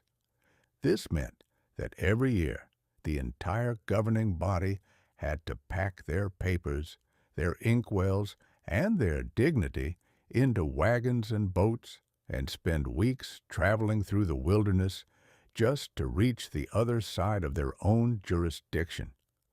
It was a marvelous system for ensuring that no actual work was ever accomplished, as the legislators were either recovering from the previous journey or dreading the next one. Finally, in 1823, it was decided that a middle ground must be found. 2 men, Dr. W. H. Simmons from St. Augustine and John Lee Williams from Pensacola, were dispatched to meet somewhere in the middle. They were the founding riders of the Florida capital, and after wandering through the woods like a pair of lost children in a fairy tale, they settled upon a place called Tallahassee. It was a high, hilly area that the Indians had recently vacated, and it possessed the singular virtue of being equally inconvenient for everyone involved. They built the first capital out of logs. It was a sturdy 3-room affair that looked more like a smokehouse than a temple of democracy. Inside this humid cabin, the first legislators of Florida gathered to pass laws. These were men of varied backgrounds, mostly lawyers, land speculators, and gentlemen of leisure who had found that leisure in Virginia was becoming too expensive. They sat in the heat, swatting at gallonippers, those Florida mosquitoes that are large enough to be taxed as livestock, and debated the future of a land that was still 90% mystery. The primary occupation of the territorial government was the creation of paper wealth. Since there was very little actual gold in the ground, they decided to print money and charter banks with names that sounded like they were backed by the vaults of the Medici, but were actually backed by nothing more than the optimistic sighs of a land surveyor. This led to the Panic of 1837, which proved that while you can hide a bank's insolvency in a swamp for a little while, eventually the tide comes in and everyone's shoes get wet. By the 1830s, a movement for statehood began to stir. To the ambitious men of Florida, statehood meant sovereignty, representation, and, most importantly, the ability to borrow even more money. The leading voice in this movement was David Levy Yulee. Yulee was a man of immense energy and a scalp for business. He was the first Jewish member of the United States Senate and a man who believed that the destiny of Florida was written in iron rails and sugar cane. He was a booster before the term was invented, a man who could look at a bog and see a bustling metropolis, and who possessed the oratorical skill to make others see it too. However, Florida had a problem. It was a slave territory. In the delicate teetering scales of the American Union, every slave state that entered had to be balanced by a free state to keep the North and South from leaping at each other's throats prematurely. Florida was ready for statehood in 1838, but it had no dance partner. It was like a debutante standing at the edge of the ballroom, waiting for someone from the North to show up and ask for a waltz. That partner turned out to be Iowa. Now, I have always found the pairing of Florida and Iowa to be one of the great comedies of American history. Iowa is a land of sensible hills, organized cornfields, and people who believe that a hurricane is something that happens only in the Old Testament. Florida, as we have established, is a land of liquid horizons, predatory reptiles, and a climate that encourages a certain flamboyant disregard for the rules of logic. Yet, on March 3, 1845, President John Tyler, in one of his final acts before leaving office, signed the bill that admitted both of them to the Union. Florida became the 27th star on the flag. The news reached Tallahassee a few days later, and the celebration was, by all accounts, a boisterous affair. There were bonfires, there was music, and there was a great deal of toasting, which in Florida is a polite way of saying that the local whiskey supply was severely depleted by morning. They had done it. They were no longer a territory to be pushed around by appointed governors from Massachusetts. They were a sovereign state. They had their own governor, William D. Moseley, and their own legislature, which promptly moved from the log cabin into a much more impressive brick building that was designed to look like a Greek temple, because nothing says subtropical swamp like the architecture of ancient Athens. But statehood brought with it a cold, hard reality: taxes. As a territory, the federal government had picked up much of the bill for the various wars and infrastructure projects. As a state, Florida was expected to pay its own way. They soon discovered that being sovereign is an expensive hobby.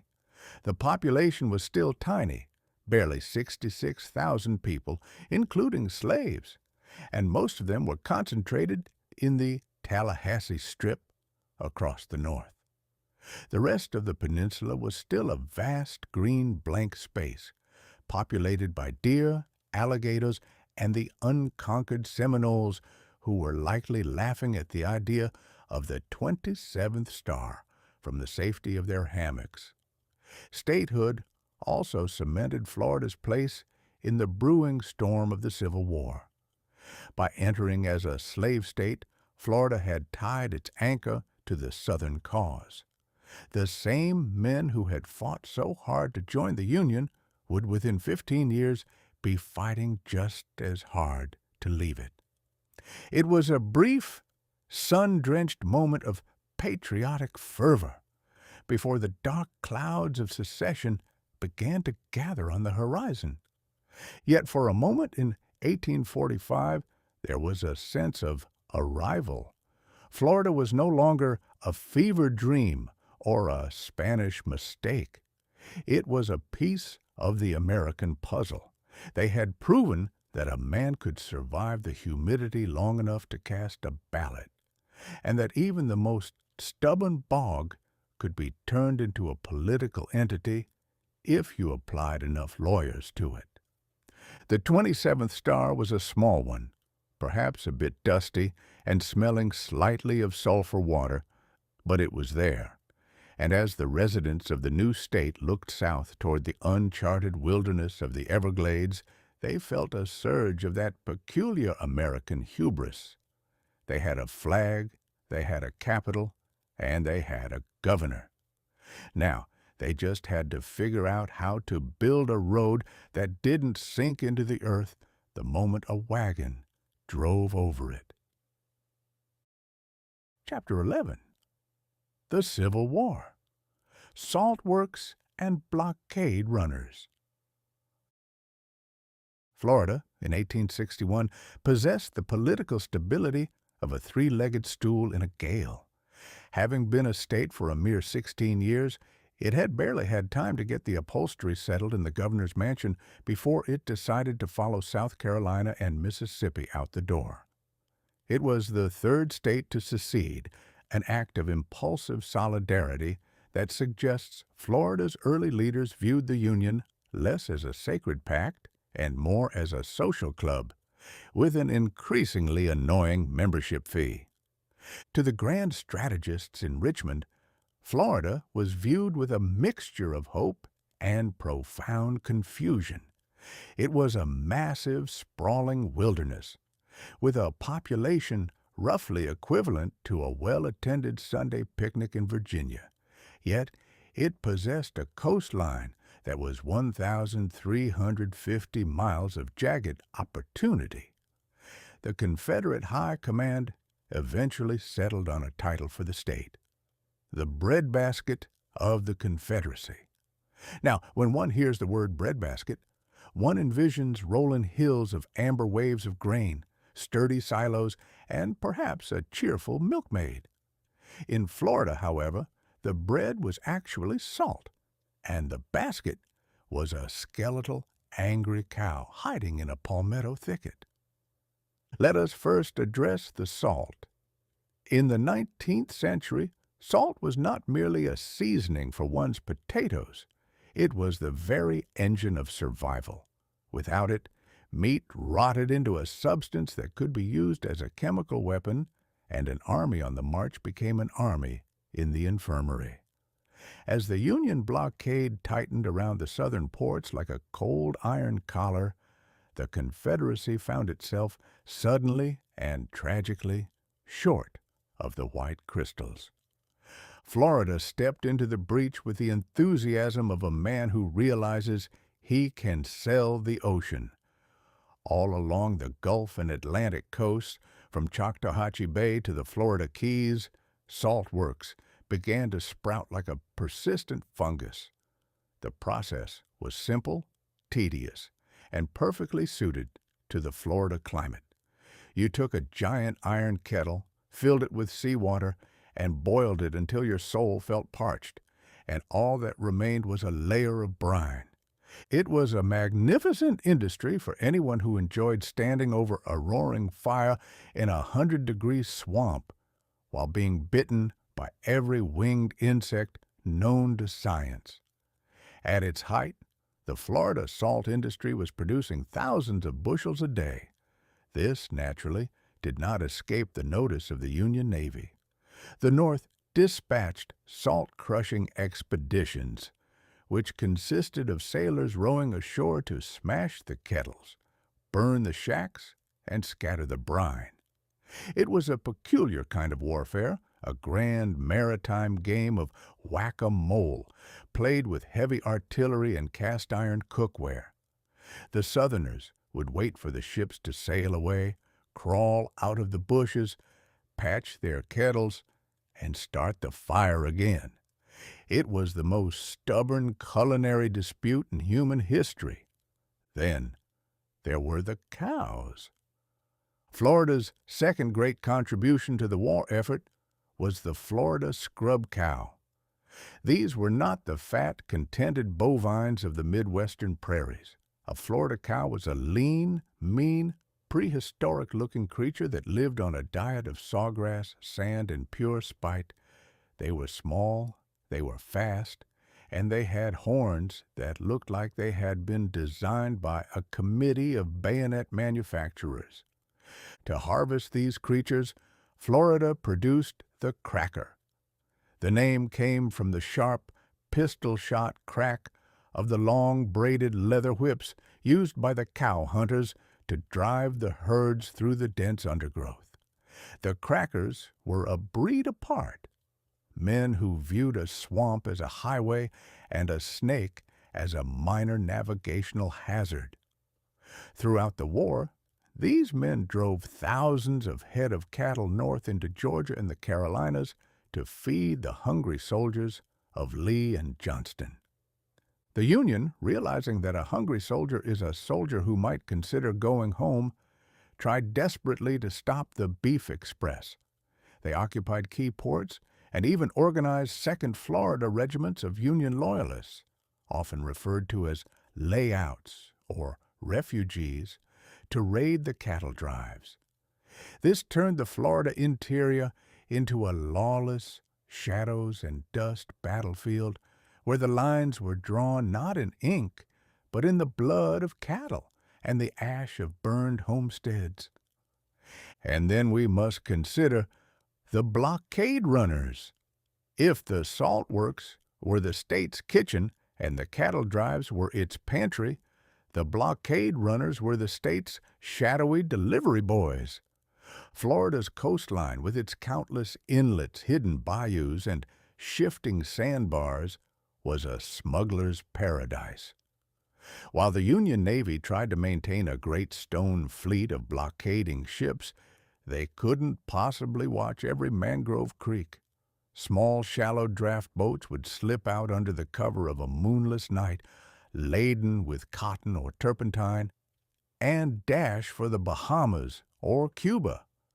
They would return with gunpowder, lead, medicines, and, because human nature remains consistently absurd even in a crisis, fancy silks and French perfumes for the ladies of Tallahassee.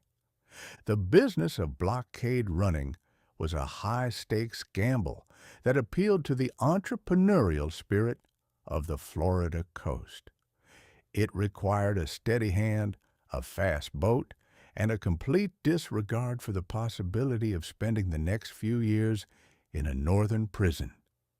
It was a maritime shell game that kept the Confederacy breathing long after the doctors had declared it terminal. The only major land battle of the war in Florida occurred in 1864 at Olustee. The Union, in a fit of tactical boredom, decided to march from Jacksonville toward Tallahassee to cut off the supply lines and perhaps find some voters for the upcoming election. They were met in a pine forest by a Confederate force that had been bolstered by reinforcements from Georgia. The result was a bloody, chaotic mess that left the Union retreating to Jacksonville and the Confederates holding a railroad line that didn't actually go anywhere important. It was a victory for the South, but it was like winning a deck chair on the Titanic. The music was still playing, but the floor was distinctly slanted. By the time the war ended in 1865, Florida was a strange place. It hadn't been devastated by grand campaigns like Virginia or Georgia, but it was exhausted. The salt kettles were mostly broken, the cattle were thinned out, and the blockade runners had either made a fortune or lost their ships. The breadbasket was empty, save for a few crumbs and a lot of hungry mosquitoes. When the news of Lee's surrender finally reached the interior, the residents of Florida reacted with a mixture of grief and a very practical sense of what's next. They had spent 4 years boiling the ocean and chasing cows for a cause that was now a ghost. But Florida is a land of reinvention. The salt works would eventually be replaced by phosphate mines. The cattle drives would give way to the cattle kings of the Central Plains, and the blockade runners would realize that there was just as much money to be made in bringing people into the state as there was in sneaking things out. The Civil War had proved that Florida was useful, but it had also proved that it was untamable.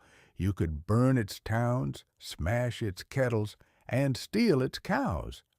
But the swamp would always grow back, and the people would always find a new way to turn the sunshine and the salt into a living. As the blue departed and the gray faded into memory, the citrus gold was just beginning to ripen on the horizon, and with it, a new kind of invader, the person with a camera and a suitcase. Chapter 12. Reconstruction and the Invention of the Tourist. When the Civil War finally sputtered out like a damp firework, Florida found itself in a position of singular awkwardness. It was like a guest who had made a spectacular chair-breaking scene at a dinner party, declared his undying hatred for the host, and then realized he had no horse to ride home and was forced to ask if he could sleep on the porch. The reconstruction that followed was not so much a rebuilding of the state as it was a complete renovation of its reputation, conducted by men who arrived with very little in their pockets and a great deal of larceny in their hearts. In the parlance of the day, these newcomers were known as carpetbaggers. The name derived from the fact that many arrived with all their worldly possessions stuffed into a single valise made of cheap carpeting, a piece of luggage that suggested a man was ready to depart the moment the local sheriff regained his eyesight. They descended upon Tallahassee and Jacksonville like a cloud of very persistent, very political locusts. Their mission was ostensibly to reconstruct the South. But many found that reconstructing their own bank accounts was a much more rewarding endeavor. Florida's political landscape became a grand, sweltering circus. We had governors who were appointed by Washington, legislatures that met primarily to argue over who owned the spittoons, and a general sense that the law was something that happened to other people. It was a time of scallywags, local Southerners who had seen the writing on the wall and decided to learn the Yankee dialect, and freedmen who were discovering that the promise of 40 acres and a mule was often delivered in the form of no acres and a very long speech. However, beneath the graft and the grit of Reconstruction, a much more profound and lucrative revolution was taking place. It was the birth of the Florida tourist. For 300 years, Florida had been marketed to the world as a place where you went to die. either by the sword, the arrow, the fever, or the sheer crushing weight of the humidity. It was considered a vast lime-scented sanitarium for people who had already given up on the idea of a long life. But around 1870, some enterprising souls realized that the very thing that made Florida miserable in August made it a miracle in January. The northern winter is a brutal, heartless mistress. It is a season of gray slush, frozen pipes, and a wind that feels like it's trying to peel the skin off your face with a rusty spoon. For generations, Northerners had accepted this as a divine decree, a penance for being born in a place with a decent education system. But suddenly, the word began to spread. Shivering is optional. It started with the consumptives. In the Victorian era, consumption, or tuberculosis, was the fashionable way to expire. Doctors, having run out of leeches and mercury, began prescribing the Florida air. They claimed that the salt breezes and the scent of the pine forests possessed a magical, curative property.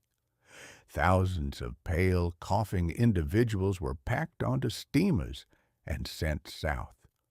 Florida, with its usual eye for a nickel, pivoted instantly. The land of flowers became the land of health. Enterprising locals realized that you didn't need to find gold in the ground if you could find it in the pockets of a man who was terrified of a New York sneeze. They began to turn their homes into boarding houses. Now, a Florida boarding house in 1875 was a fascinating institution. For $3 a week, you were provided with a room that you shared with two strangers and a family of inquisitive palmetto bugs, and a menu that consisted entirely of fried pork, fried hominy, and fried silence. The visitors, mostly from New England and the Midwest, arrived with their heavy wool coats and their unshakable dignity, and within 48 hours they were transformed. They discovered the sun, not the distant pale yellow disk of the north, but the Florida sun, a fierce golden god that demanded you take off your waistcoat and sit on a porch until your brain turned to custard. This was the invention of the tourist, a new species of human being characterized by a sunburned nose, a collection of useless seashells, and a profound desire to tell everyone back home how warm it is. The Northerners realized that for the price of a steamboat ticket, they could trade their snow shovels for a fishing pole. They found that the St. Johns River was a winding, watery paradise where you could sit on the deck of a boat and watch alligators do absolutely nothing for hours on end, an activity that the average Victorian gentleman found immensely superior to working in a counting house. The carpetbaggers may have been interested in the state's politics, but the tourists were interested in its soul, or at least its climate. They were the first people to look at a palm tree and see something other than a nuisance. They were the first to realize that a Florida sunset was worth more than a Florida cotton crop. By the late 1870s, the military occupation ended. The Redeemers took back the state government, and the carpetbags were mostly packed away. But the tourists stayed.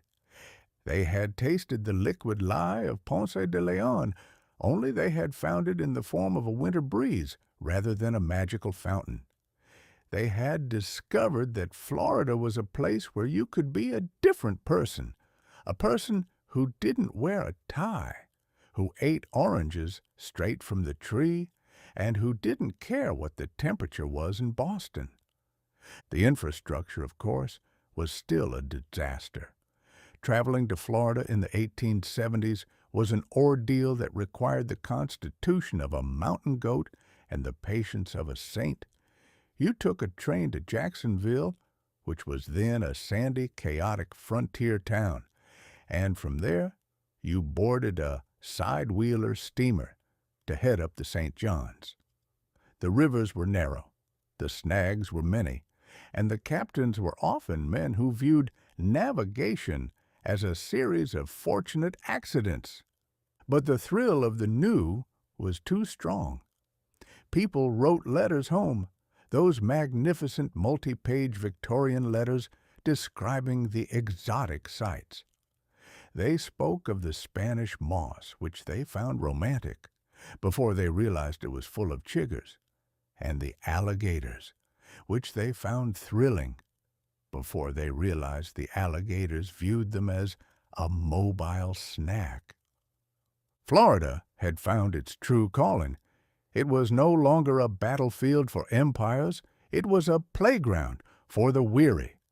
It was the first roadside attraction of a growing nation.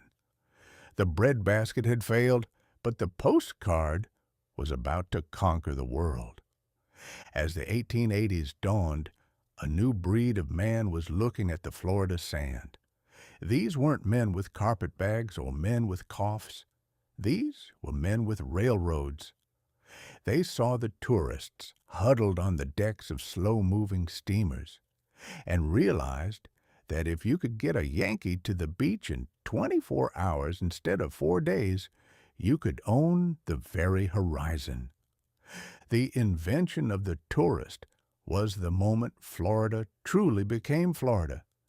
It was the moment the state realized that its greatest resource wasn't something you grew or something you mined, but the simple, undeniable fact that it wasn't snowing. And for that realization, we owe a debt of gratitude to the shivering souls of New York, who decided that frostbite was no longer a requirement for citizenship. Chapter 13. The Steamboat Era on the St. Johns. If you wish to understand the St. Johns River, you must first accept that nature occasionally likes to play a practical joke on the mapmakers. In a world where every self-respecting river has the decency to flow south toward the equator, as gravity and common sense dictate, the St. Johns insists on flowing north. It is a geographical rebel, a liquid contrarian, that spends its journey wandering aimlessly toward Jacksonville as if it's looking for a way out of the state and can't quite remember the directions. In the decades following the late unpleasantness of the 1860s, the St. Johns became the Grand Boulevard of Florida. It was the only reliable way to penetrate the interior without the risk of your wagon disappearing into a limestone sinkhole or your horse being recruited by a passing band of mosquitoes. To navigate this river, the Americans of the Victorian era developed a vessel that was perfectly suited to the environment: the Florida steamboat. A Florida steamboat was a magnificent architectural absurdity. It was essentially a 3-story wedding cake made of flammable pine, perched precariously on a flat-bottomed hull that drew about as much water as a heavy dew. These boats were designed to navigate rivers that a sensible man wouldn't try to cross in a pair of sturdy boots. They were powered by high-pressure steam engines that wheezed, groaned, and occasionally exploded, providing the passengers with a constant, thrilling reminder of the brevity of human existence. To the northern tourist, standing on the deck of a steamer like the city of Jacksonville or the Banning, the river was a revelation of the exotic. The Victorian mind was obsessed with the picturesque, and the St. Johns delivered it by the bucketful. The river was lined with cypress trees draped in Spanish moss, which, as we have noted, looks like the long gray beard of a forest that has seen too much history and hasn't had a proper trim in centuries. However, the primary attraction, the main event, the very reason a man would endure 4 days of soot and vibration, was the alligator. In the 1870s, the St. John's was so densely populated with alligators that a man could, in theory, walk from Sanford to Palatka on their backs if he were light on his feet and didn't mind being eaten halfway through. They were everywhere. They sunned themselves on every mud bank. They floated like knobby logs in every cove, and they watched the passing steamers with a cold, prehistoric indifference that suggested they were simply waiting for the invention of the snack bar. For the sporting gentlemen of the era, the sight of an alligator was a call to arms. It was a common and quite hideous practice for passengers to line the rails with rifles and pistols, firing incessantly at every leathery snout that poked above the waterline. It was a grand massacre conducted to the tune of a calliope. The alligators, for their part, quickly learned that the sound of a steam whistle was a signal to submerge, leading to a biological arms race, where the captains tried to sneak up on the reptiles, while the passengers tried to reload their Winchesters. This was the Gilded Age of river travel, where a man could enjoy a 5-course meal of venison and turtle soup in a dining saloon decorated with velvet curtains and crystal chandeliers, while just 10 feet away, a world of primeval chaos was unfolding. It was the ultimate juxtaposition, the height of European-style luxury floating through a landscape that hadn't changed since the days of the trilobite. The most famous of these river routes was the trip up the Ocklawaha, a tributary of the St. John's that was so narrow and winding that the boat captains had to be part magician and part gymnast.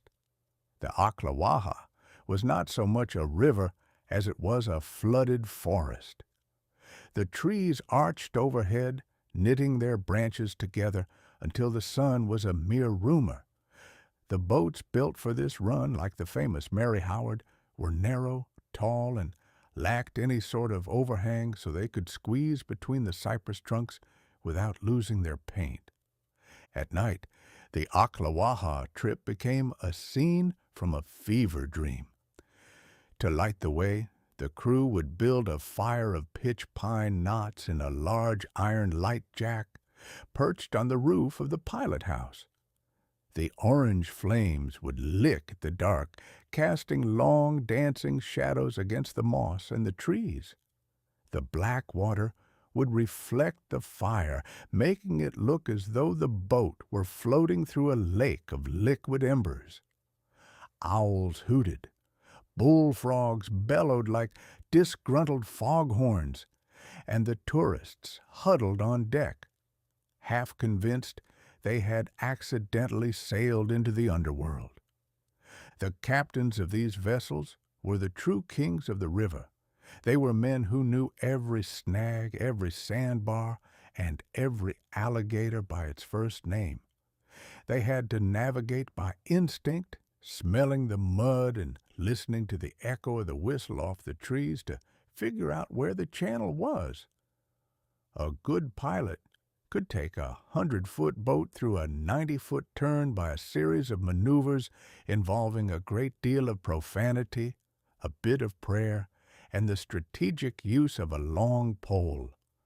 But every empire has its green plague, and for the St. John's, it was the water hyacinth. In the 1880s, some well-meaning but fundamentally misguided soul, history usually blames a lady in Palatka, decided that the river needed more flowers. She introduced the water hyacinth, a beautiful floating plant with lavender blossoms and a reproductive urge that would make a rabbit blush. Within a decade, the hyacinth had clogged the river so thoroughly that the steamers were getting stuck in floating islands of vegetation. The plants would wrap themselves around the paddle wheels, bringing the palaces to a grinding, leafy halt. The government eventually had to send in crushing boats to clear the way, proving once again that in Florida, no good deed goes unpunished by the local flora. The end of the steamboat era came not with a whimper, but with the shriek of a locomotive. As we shall see in the coming chapters, men like Henry Plant and Henry Flagler were busy laying iron tracks through the pines. A train could do in 4 hours what a steamer did in 2 days, and it didn't get stuck in the hyacinths. By the late 1890s, the grand steamers were being retired, sold for scrap, or left to rot in the backwaters where they became part of the very scenery they once carried people to see. The floating palaces vanished, leaving the St. John's to the fishermen, the alligators, and the ghosts of the Victorian consumptives who had come looking for health and found a magnificent, moss-draped adventure. To look at the river today is to see a quieter place, but if you sit on the bank at twilight and close your eyes, you can still hear it. The distant chuff-chuff of the engine, the mournful cry of the whistle, and the splashing of an alligator that has finally seen the last of the riflemen. The steamboats were the bridge between the wild Florida and the tamed one, and they did it with a style and a flair that a modern railroad, no matter how shiny its brass, could never hope to match. Chapter 14. Henry Plant and the West Coast Rail. If you were to take a ruler and attempt to draw a straight line through the history of Florida's West Coast in the 1880s, the ruler would likely warp from the humidity before you finished the first inch. To the civilized world, which at the time was located entirely north of the Mason-Dixon line and possessed a working knowledge of central heating, the Gulf Coast of Florida was a vague, rumors-only territory. It was a place where the map-makers usually gave up and simply wrote, "Here be alligators," or "Inquire within for malaria." While the St. John's River was busy entertaining northern ladies on steamboats, the West Coast remained a lonely, sun-bleached stretch of sand and palmetto.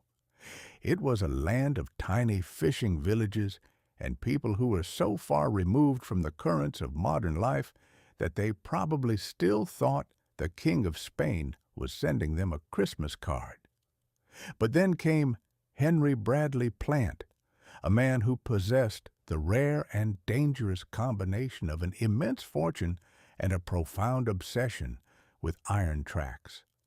Now, there are 2 kinds of men who build empires: those who do it because they love the dream, and those who do it because they own the equipment. Henry Plant was the latter.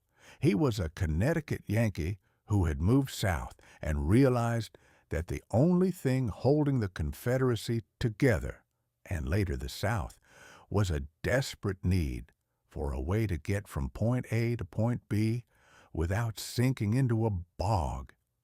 He bought up bankrupt railroads with the same casual air that a boy might collect discarded marbles, eventually forming what he modestly called the Plant System. In 1883, Plant looked at a map of Florida and saw a glaring vacancy on the West Coast. Specifically, he saw Tampa. At the time, Tampa was a village of about 700 people, most of whom spent their days staring at the water and wondering if anything interesting was ever going to happen.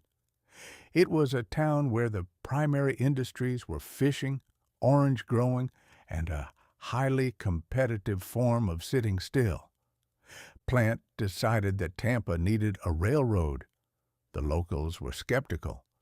Building a railroad through the central Florida wilderness was a task that required one to wage war against a landscape that was fundamentally opposed to the concept of a solid foundation. The earth was either sand that shifted like a guilty conscience or limestone that swallowed iron spikes like a hungry beast. But Plant had the money, and he had the steam shovels, and by early 1884, the first locomotive of the South Florida Railroad came huffing and puffing into Tampa. The arrival of the train was to the residents of Tampa equivalent to the landing of a spaceship. It brought ice. It brought mail that wasn't 6 months old. And it brought the realization that they were now part of the 19th century, whether they liked it or not. But Plant wasn't finished. He realized that if he was going to haul people to the end of his railroad line, he needed to give them a reason to stay there, preferably a reason that involved spending a great deal of money. This brings us to the Tampa Bay Hotel, a structure that can only be described as a magnificent architectural hallucination. Imagine, if you will, a Moorish palace from the Arabian Nights, complete with silver minarets, horseshoe arches, and more red brick than a Victorian factory, suddenly appearing in the middle of a Florida scrub forest. It was a building that looked as though it had been dropped from a great height by a confused genie. It cost $3 million to build, a sum that could have purchased several small European nations, and it possessed 500 rooms, the first electric lights in Florida, which the guests reportedly watched with the same suspicion they might accord a caged cobra, and a telephone system that allowed a man to be annoyed by his business partners from the comfort of a Turkish bath. The Tampa Bay Hotel was Plant's way of telling the world that the West Coast was no longer a swamp. It was a destination. He filled it with European art, statues that would have made a deacon blush, and a staff of 500 people whose primary job was to make sure the guests didn't notice the heat. Of course, the guests did notice the heat, but they were too busy being impressed by the silver minarets to complain loudly. While the upper 10 were lounging in Plant's palace, another kind of empire was being built just a few miles away. In 1885, a man named Vicente Martinez y Bor was looking for a new home for his cigar business. He had been operating in Key West, but the labor strikes and the constant threat of fire had made him restless. Henry Plant, smelling a business opportunity, offered Ybor a deal. Move your factory to Tampa, and I'll give you a dedicated railroad spur to ship your cigars. Ybor took the deal, and Ybor City was born. It was a company town, in the grandest sense. Thousands of Cuban, Spanish, and Italian immigrants flooded in, bringing with them their language, their music, and their uncanny ability to roll tobacco into a leaf with the precision of a Swiss watchmaker. Suddenly, Tampa wasn't just a village with a fancy hotel. It was the cigar capital of the world. The air in Tampa changed. It began to smell of roasting coffee, cedar boxes, and the rich, heavy scent of Havana tobacco. The cracker culture of the interior met the Mediterranean culture of the coast, resulting in a social mixture that was as spicy and unpredictable as a bowl of authentic Spanish bean soup. Henry Plant sat in his office and watched it all happen with a quiet, capitalist satisfaction. He had turned a fishing village into a metropolis. He had connected the Gulf of Mexico to the Atlantic Ocean. He had even started a steamship line that ran from Tampa to Havana, ensuring that his railroad had something to carry in both directions. However, there was a cloud on Plant's horizon, and it wasn't a thunderstorm. It was a man named Henry Flagler. Flagler was busy building his own empire on the East Coast, and the two Henrys engaged in a grand Gilded Age rivalry to see who could build the most absurdly luxurious hotel and the most efficient railroad. Legend has it that Flagler once sent a telegram to Plant asking, "Where is Tampa?" To which Plant replied, "Just follow the crowd." Plant died in 1899, just as the West Coast was beginning to realize its potential. He had lived long enough to see Tampa serve as the primary embarkation point for the Spanish-American War, a conflict that turned his hotel into a military headquarters and his railroad into a vital artery for the nation. Teddy Roosevelt and his Rough Riders spent their time pacing the porches of the Tampa Bay Hotel, waiting for a boat to Cuba and probably wondering why the Army had issued them wool uniforms for a Florida summer. Henry Plant proved that if you build a track, the world will eventually find its way to your door. He didn't just build a railroad. He built a West Coast. He took a landscape that was a natural disaster and turned it into a commercial miracle. And while his grand hotel eventually became a university, proving that even the most extravagant palace can eventually find a useful purpose, his legacy remains in the clacking of the wheels and the smell of a fine cigar drifting over the Hillsborough River. Chapter 15. Henry Flagler, the man who built an empire on a sandbar. If Henry Plant was the man who brought the locomotive to the Gulf, then Henry Morrison Flagler was the man who decided that the Atlantic coast of Florida was simply a very long, very damp drawing room that had been poorly decorated by the Almighty, and was in desperate need of a Standard Oil renovation. Flagler was a man who possessed that most terrifying of American attributes, a bottomless bank account coupled with a complete inability to sit still.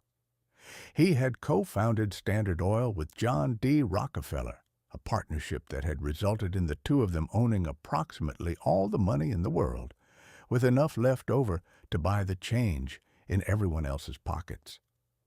By the 1880s, Flagler was a man of middle age who should have been content to sit in a leather chair in New York and watch his wealth grow like a well-tended fungus.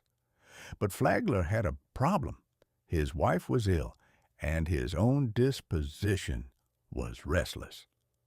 He came to St. Augustine in 1883, and like every tourist before and after him, he fell in love with the scenery and was profoundly insulted by the accommodations.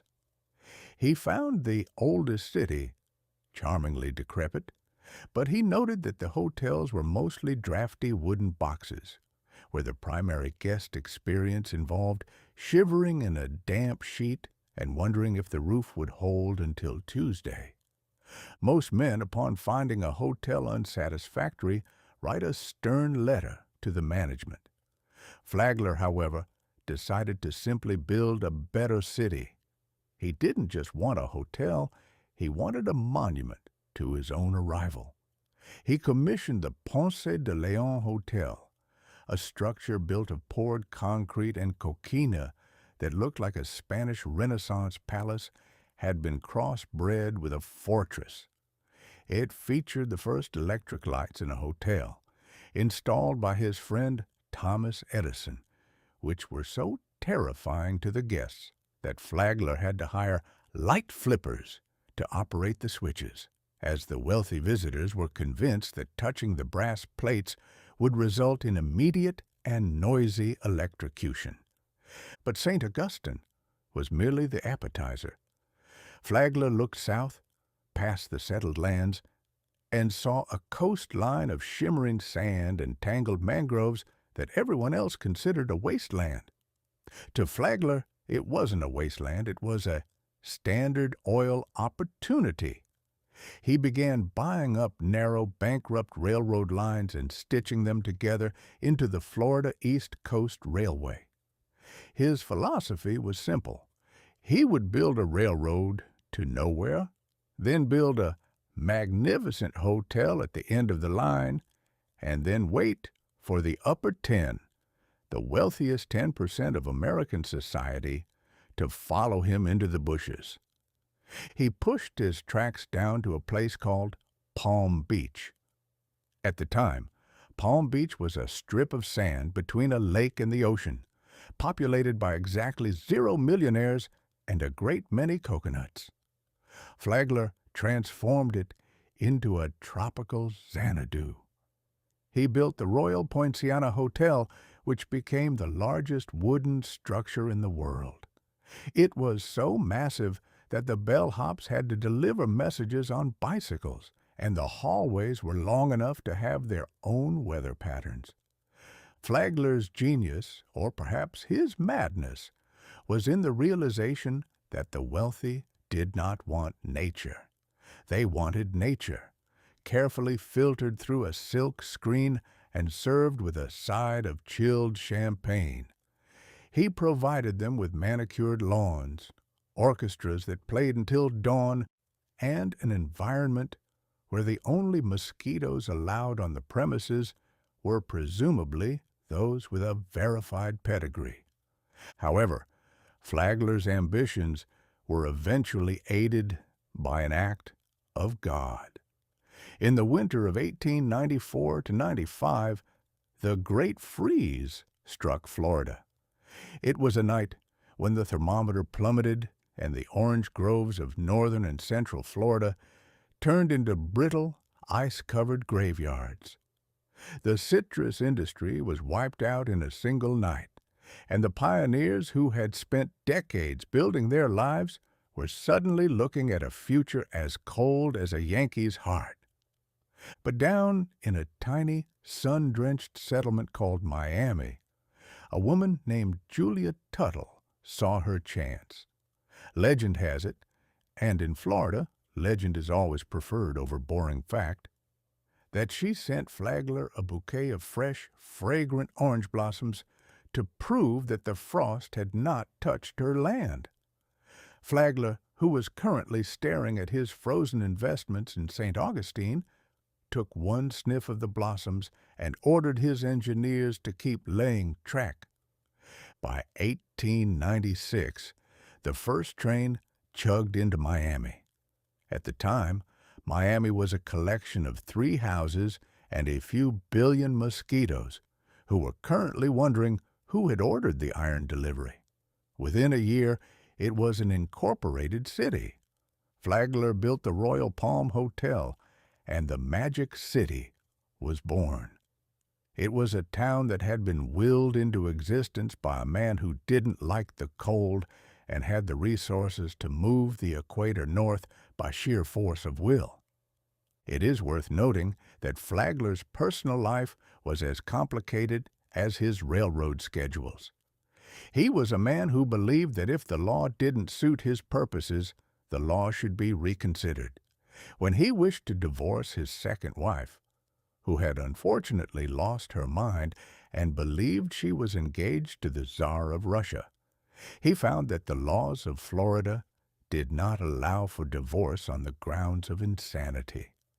Flagler, being a man of practical means, reportedly encouraged the Florida legislature to pass what became known as Flagler's Law, which made incurable insanity a legal reason for divorce. He married his third wife shortly thereafter, proving that even in the 19th century, $1 billion could make the wheels of justice turn with the smoothness of a well-oiled locomotive. Flagler's East Coast was a string of pearls, each one a magnificent hotel connected by a thread of steel. He had civilized the wilderness by paving it with Standard Oil money. He had turned the sandbar into the Gold Coast. He had taken a peninsula that the Spanish couldn't hold and the British didn't want, and he had turned it into a private playground for the captains of industry. But Flagler wasn't done. He looked at the map one last time and saw that the tracks ended at the tip of the peninsula, while the deep water port of Key West sat 60 miles out at sea, mockingly disconnected from the mainland. Most men would have seen a series of islands separated by miles of open ocean and said, "That's a nice place for a boat." Flagler looked at the same scene and said, "That's a nice place for a bridge." We shall leave Henry Flagler for a moment, standing on the edge of the Florida Bay, squinting at the horizon with the look of a man who is about to do something magnificently expensive and profoundly unwise. He had built an empire on a sandbar, but now he was going to try to build one on the water itself. It was to be his folly, his greatest triumph, and the final act of a man who refused to believe that nature had the right to say no to a co-founder of Standard Oil. Chapter 16. The Overseas Railroad, Flagler's Folly. There comes a time in the life of every unimaginably wealthy man when the simple act of accumulating money ceases to provide the necessary tickle to his vanity. Once you have purchased all the mahogany furniture in the Western Hemisphere and have a legal system that bends to your whim like a willow in a breeze, you generally turn your attention to one of two things: the salvation of your soul, or the construction of something that makes the rest of humanity question your sanity. Henry Morrison Flagler, having already seen to the legalities of his soul and his marital status, decided to spend his sunset years attempting to run a steam engine across the Atlantic Ocean. In 1904, Flagler was 74 years old. Most men of that vintage are primarily concerned with the consistency of their morning porridge and the exact location of their spectacles. But Flagler, possessed by a spirit of unmitigated hubris and a checkbook that could choke a blue whale, looked at a map of the Florida Keys and decided that God had simply run out of gravel and left the job unfinished. The goal was Key West. At the time, Key West was the most populous city in Florida, a bustling island of cigar makers, sponge divers, and wreckers who lived on the edge of the world. More importantly, the Panama Canal was being dug, and Flagler realized that Key West was the closest American deep-water port to that grand ditch. He didn't just want to take tourists to the beach anymore. He wanted to own the gateway to the Pacific. To achieve this, he proposed to build a railroad that would hop, skip, and jump across 128 miles of open sea, treacherous reefs, and mangrove swamps. The experts, those delightful people who spend their lives explaining why things can't be done, called it Flagler's Folly. They pointed out that building a railroad on land was difficult enough in Florida, but building one on a series of coral stepping stones in the middle of a hurricane alley was an invitation to a watery grave. Flagler, who had spent his life ignoring experts and acquiring their employers, simply told his engineers to get to work. The construction of the Key West extension was a struggle that would have made the building of the pyramids look like a weekend project for a bored Sunday school class. It required an army of 4,000 men at any given time, a motley collection of Greek stonecutters, Italian laborers, and drifters from the New York docks, who arrived in the Keys expecting a tropical vacation and found themselves in a humid, salt-sprayed version of purgatory. The logistics were a nightmare of biblical proportions. Everything, every drop of fresh water, every bag of cement, every stick of timber, and every tin of beans had to be brought in by boat. The mosquitoes of the Keys, which are notorious for their size and their ability to operate in heavy formation, viewed the influx of 4,000 well-fed laborers as a providential delivery of groceries. The men worked in waist-deep water, fighting off barracudas, sharks, and a sun that felt like a heated flatiron held against the back of the neck. Then there were the bridges. Flagler's engineers had to build miles of concrete viaducts that could withstand the corrosive power of the salt and the rhythmic pounding of the tide. The Long Key Viaduct and the 7-Mile Bridge were wonders of the age, slender ribbons of concrete and steel stretching toward the horizon, where the only thing between a passenger and a watery end was a few feet of masonry and a prayer. But nature, as we have observed, has a very firm no trespassing policy in Florida, and she expressed her displeasure with 3 major hurricanes during the construction. The storm of 1906 was particularly savage. It swept away houseboats filled with sleeping workers, tossing them into the Atlantic like so many corks. One houseboat, the Huma, was carried out to sea. Many of the men were never seen again, while others were rescued by passing steamers after days of clinging to wreckage and contemplating the folly of man. Yet Flagler refused to quit. He poured $50 million of his own money into the project, a sum so vast that it suggests he viewed the railroad less as a business venture and more as a personal grudge against the ocean. He was nearly blind and increasingly deaf, but he remained the iron-willed conductor of the whole magnificent catastrophe. On January 22nd, 1912, the impossible happened. The first train, Flagler's private car, the Alicia, steamed into Key West. The entire city turned out in a frenzy of joy. There were parades, there were speeches, and there was a general sense that the modern world had finally arrived at the end of the line. Flagler, 82 years old and fragile as a piece of dried parchment, stepped off the train and allegedly told the crowd, "Now I can die happy. My dream is fulfilled." He died the following year, leaving behind a railroad that the world hailed as the 8th wonder of the world. For 23 years, the overseas railroad carried passengers across the turquoise waters of the Keys. You could board a train in New York, go to sleep in a Pullman berth, and wake up looking out your window at the Gulf of Mexico, feeling like you were flying over the waves. It was the ultimate triumph of the Gilded Age, a man-made miracle that allowed a stockbroker to have his breakfast while suspended over a coral reef. But Florida has a way of reminding us that our miracles are only on short-term lease.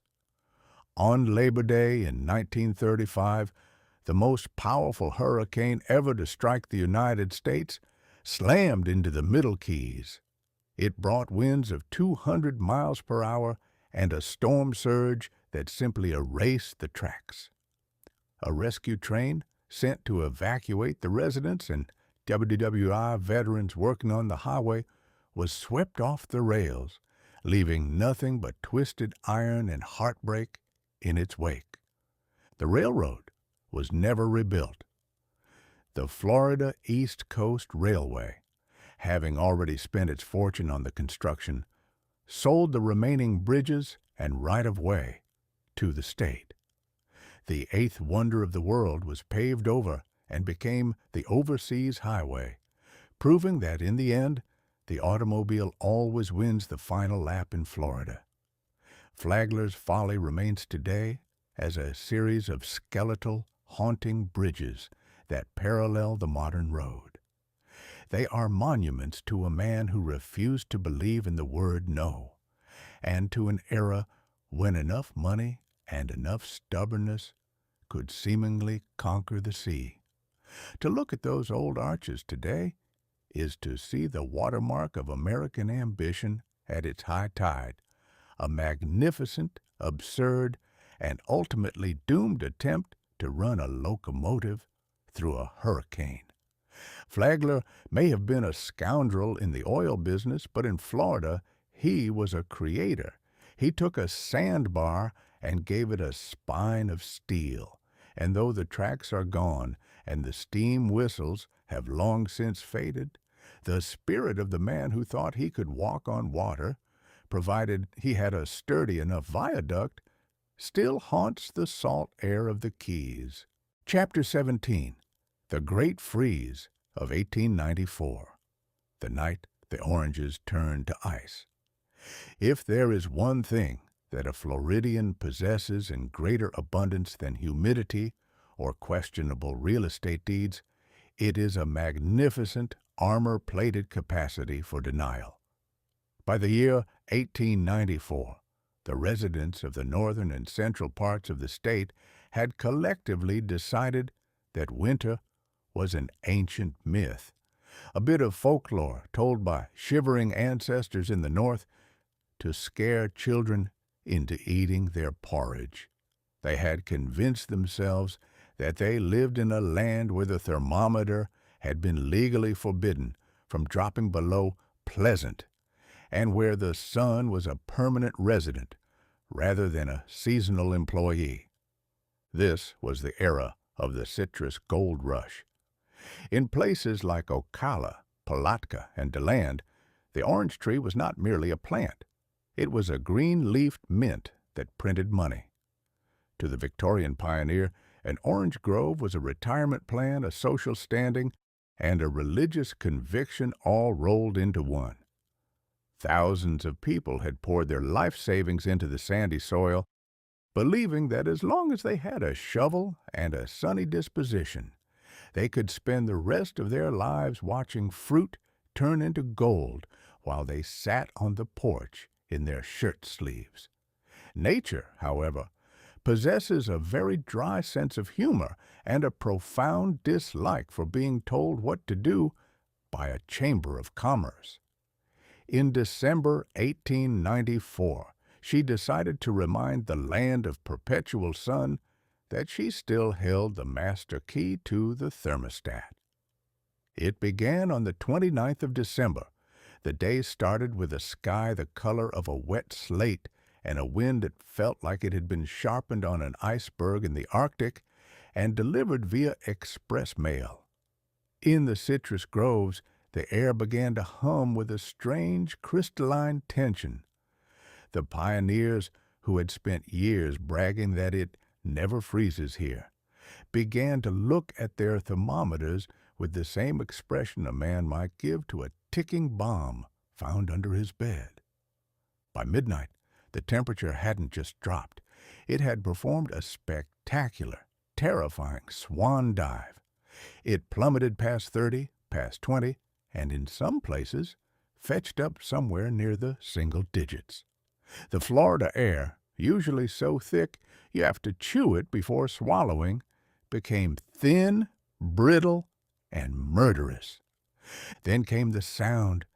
It is a sound that haunted the dreams of an entire generation of Floridians. The sound of a big freeze. It is not a quiet thing. As the juice inside the oranges froze, it expanded, and the fruit began to explode with the rhythmic pop of a distant skirmish. But the oranges were merely the skirmish. The trees were the main event. The sap inside the trunks, the very lifeblood of the gold rush, turned to ice, causing the bark to split open with a series of sharp, agonizing cracks that sounded like pistol shots echoing through the dark. By morning, the sun rose over a landscape that looked like a scene from a ghost story. The lush, emerald-green groves were gone, replaced by a forest of blackened, shriveled leaves and split wood. The gold of the trees lay on the ground, a mushy, frozen waste. A man who had been worth $20,000 at sunset was worth approximately 20 cents by breakfast, and he likely owed 18 of those cents to the bank. But here's where the Florida spirit of denial reached its magnificent, tragic peak.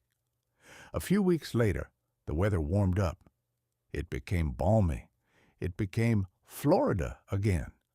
The trees, in a desperate final surge of survival, began to put out new green shoots. The pioneers cheered. They held meetings. They slapped each other on the back and declared that the Great Freeze had been a fluke, a one-time celestial era that would never be repeated. They began to prune the dead wood and talk about next year's crop. Nature, watching this from the wings, must have found the spectacle irresistible. In February 1895, just 6 weeks later, she struck again. This second blow was the Great Freeze that truly broke the back of the North Florida citrus industry. Because the trees had started to grow again, they were full of sap and utterly defenseless. The temperature dropped even lower than before. This time, there was no sound of exploding fruit. There was no fruit left. There was only the sound of an entire industry dying in the dark. When the sun came up the next morning, the citrus empire was officially a cemetery. From the Georgia border down to the outskirts of Miami, the groves were dead to the roots. The banks failed, the stores closed, and the gentlemen farmers who had come south for a life of leisure found themselves standing in a graveyard of sticks with no way to pay for a ticket home.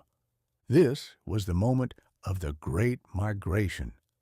The people realized that if they wanted to grow oranges, they couldn't just trust the map makers. They had to go where the frost couldn't find them. They looked south, toward that untamed, mosquito-ridden wilderness that Henry Flagler was currently eyeing with his Standard Oil spectacles. As we noted in our look at Mr. Flagler, this was the moment Julia Tuttle, the mother of Miami, made her move. While the rest of the state was shivering and weeping over their blackened trees, Julia's land at the mouth of the Miami River remained a defiant tropical green. She sent those famous orange blossoms to Flagler in St. Augustine, essentially saying, "See, the sun lives here. Bring your railroad and let's start a city where the ice doesn't know the way." The Great Freeze of 1894 to 95 changed the map of Florida forever. It killed the northern groves and gave birth to the southern cities. It turned the frontier into a resort and moved the heart of the state from the hills of Alachua to the sand of Dade. It was a brutal, icy lesson in humility, proving that in Florida the climate is not a partner. It is a landlord who can evict you without notice and with a very cold heart. To this day, you can still find the ruins of those old groves in the woods of North Florida, rows of ancient gnarled stumps hidden in the pine scrub, the silent tombstones of a dream that was shattered by a single night of northern spite. It taught the Floridians a lesson they have never forgotten. Never trust a thermometer, never bet your life on a breeze, and always keep a heavy coat in the closet, just in case the North decides to send a souvenir. Chapter 18. The 1920s. Land Boom. Selling the Bottom of the Sea. By the year 1920, the Great War in Europe had ended. The world had been scrubbed of its last remaining bits of Victorian restraint, and the American public had developed a sudden collective itch for two things: gin and real estate. While the rest of the nation was busy trying to figure out how to hide a bottle of scotch from the local constable, Florida was busy inventing a brand new form of alchemy. This was the era of the Great Florida Land Boom, a period of such magnificent, unadulterated madness that it makes a common gold rush look like a sober meeting of the Temperance Union. The recipe for the boom was simple. Take 1 part sunshine, 2 parts unmitigated gall, and several million gallons of salt water. Then stir until the public is convinced that a mangrove swamp is actually a Mediterranean villa in disguise. For decades, Florida had been the private garden of the very wealthy, men like Flagler and Plant, who arrived in private railroad cars and stayed in hotels that cost more per night than a school teacher earned in a decade. But after the war, the common man arrived. He came in a Model T Ford, he came with a few $100s in his pocket, and he came with the absolute conviction that he was about to get rich without the tiresome inconvenience of actually doing any work. This led to the rise of a new and terrifying species of predator, the binder boy.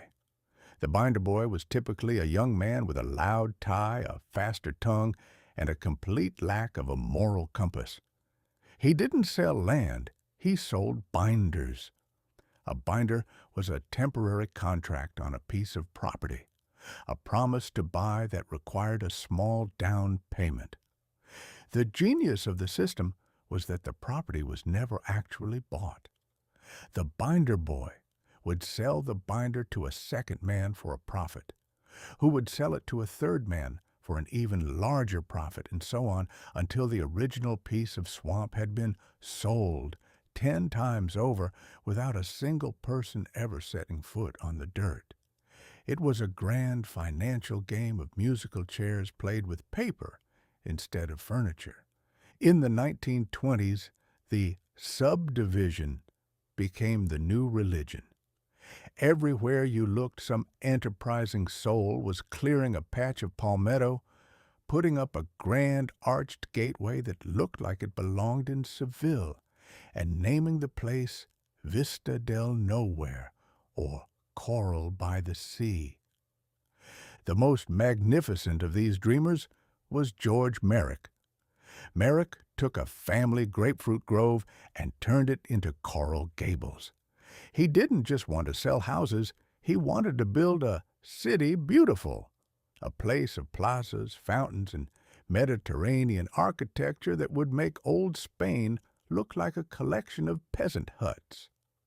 He spent millions on advertising, hiring William Jennings Bryan, the great commoner himself, to sit on a sun-drenched platform and lecture the crowds on the spiritual virtues of owning a 3-bedroom house in South Florida. Bryan, who had spent his life railing against the cross of gold, apparently found that a cross of real estate commissions was much easier to bear. Then there was Addison Misner, a man who looked like a jovial hippopotamus and possessed the architectural imagination of a mad king.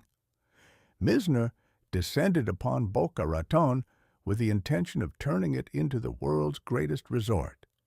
He built the Cloister Inn and designed houses that looked like they had been standing for centuries, mostly by the clever use of hitting the new wood with chains and spraying the tiles with acid to simulate antiquity.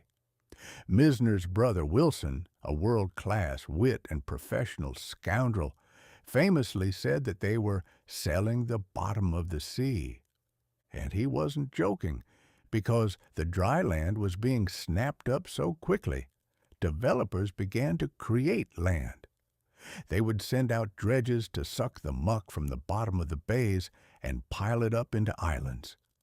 This was marketed as Venetian living, though the Venetians in this case had to share their homes with land crabs and a smell of decaying seagrass that could peel the paint off a barn. There were stories, likely true given the era, of people buying waterfront property only to find upon arrival that their new home was currently 3 feet under the Atlantic at high tide. The real estate agents, never missing a beat, would simply suggest that the buyer invest in a sturdy set of stilts or a very nice glass-bottomed boat. The madness reached its peak around 1825. Miami was a fever dream. The streets were clogged with cars from every state in the Union. people were sleeping in tents, in their automobiles, and on the beaches, all because they were too busy buying and selling land to bother with the business of living. The prices were absurd. A lot that had sold for $800 in 1920 was being traded for $150,000 by 1925. Everyone was a millionaire on paper, though very few of them had enough cash to buy a decent ham sandwich. The newspapers of the North, witnessing this exodus of capital, began to scream swindle and humbug. They published editorials warning that Florida was a giant trap. But the public ignored them.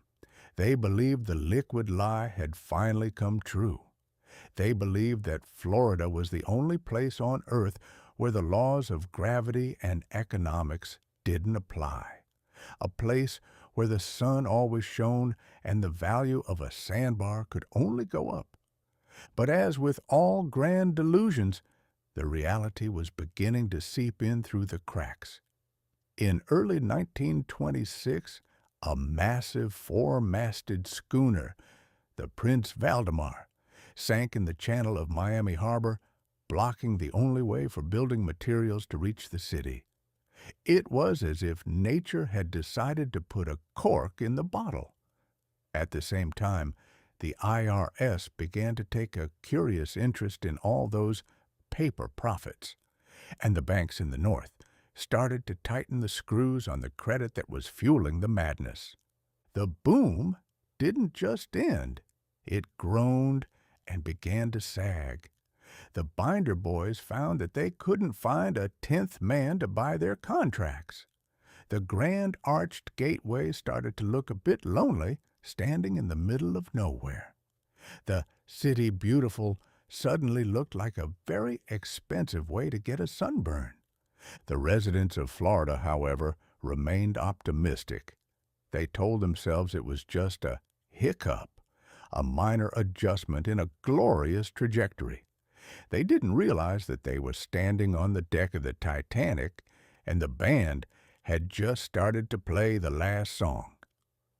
They were about to learn that when you build an empire on a sandbar and sell the bottom of the sea eventually comes back to check on its property. The great land boom was the ultimate expression of Florida's soul, a mixture of magnificent dreams and petty thievery, all wrapped in a layer of salt spray. It turned the state into a modern destination, but it did so by mortgaging the future to a hallucination. And as the summer of 1926 approached, the sky began to take on that peculiar bruised plum color we have seen before, and the birds began to head for Georgia. The bill for the 1920s was about to be delivered, and it wasn't going to be paid in paper binders. Chapter 19. The 1926 Hurricane, Nature's Eviction Notice. By the late summer of 1926, the great Florida land boom was already looking like a man who had spent 3 days at a gala and was starting to realize he'd forgotten to pay for his tuxedo. The binder boys were becoming departure boys, and the grand Mediterranean arched gateways that led to nowhere were beginning to sprout a very un-Mediterranean layer of weeds. But the human capacity for optimism, especially when that optimism is backed by a mortgage on a sandbar, is a sturdy thing. The people of Miami still believed they had negotiated a permanent treaty with the elements. They believed that because they had built a city out of stucco and jazz, the Atlantic Ocean would somehow feel obligated to mind its manners. Nature, however, does not read real estate brochures. She has a very firm no-occupancy policy for certain latitudes during the autumn months, and in September of 1926, she decided to serve an eviction notice that was typed in 150-mile-per-hour winds and signed in salt water. It is a peculiar trait of the Florida resident to ignore a barometer until it starts behaving like a frightened animal. In 1926, the science of meteorology was in its relative infancy, which is to say it consisted mostly of a man in Washington looking at a map and making an educated guess, while the people in Miami looked at the sky and decided that a storm warning was probably just a northern conspiracy to lower property values. When the great Miami hurricane began to churn toward the coast, the city was utterly unprepared. There were no plywood shutters, no emergency broadcasts, only a few thousand people who thought that a gale was something you watched from the safety of a porch with a glass of lemonade. The storm made landfall in the pre-dawn hours of September 18th. It didn't just rain. The sky simply gave up the pretense of being a gas and became a solid horizontal liquid. The wind was not a sound, but a physical weight, a shrieking invisible hand that decided the decorative palm trees of the boom era would look much better if they were relocated to the next county. But the truly dark comedy of the 1926 hurricane, the moment when the liquid lie met the liquid truth, occurred around 6 a.m. The wind suddenly died. The rain stopped. The sun even made a brief, mocking appearance. To the thousands of new residents who had moved from places like Ohio and Indiana, where the weather generally stays in its own lane, this was clearly the end of the show. They assumed the storm had passed, and they did exactly what any sensible Midwesterner would do. They went outside to check on the car. They wandered into the streets. They chatted with the neighbors about the bit of a blow they just endured. They stood on the beaches to watch the magnificent towering waves. They didn't realize they were standing in the eye of the storm. They didn't know that a hurricane is a giant spinning donut of destruction, and they were currently standing in the hole. About 30 minutes later, the second half of the donut arrived. It didn't arrive with a polite warning. It arrived like a freight train hitting a crystal chandelier. The wind came from the opposite direction, catching people in the open, far from their homes. The storm surge, a wall of water from the Atlantic, swept over the low-lying islands and into the downtown streets. It was a scene of such magnificent, chaotic terror that it made the previous night look like a Sunday school picnic. Boats were lifted from the harbor and deposited in the middle of Flagler Street.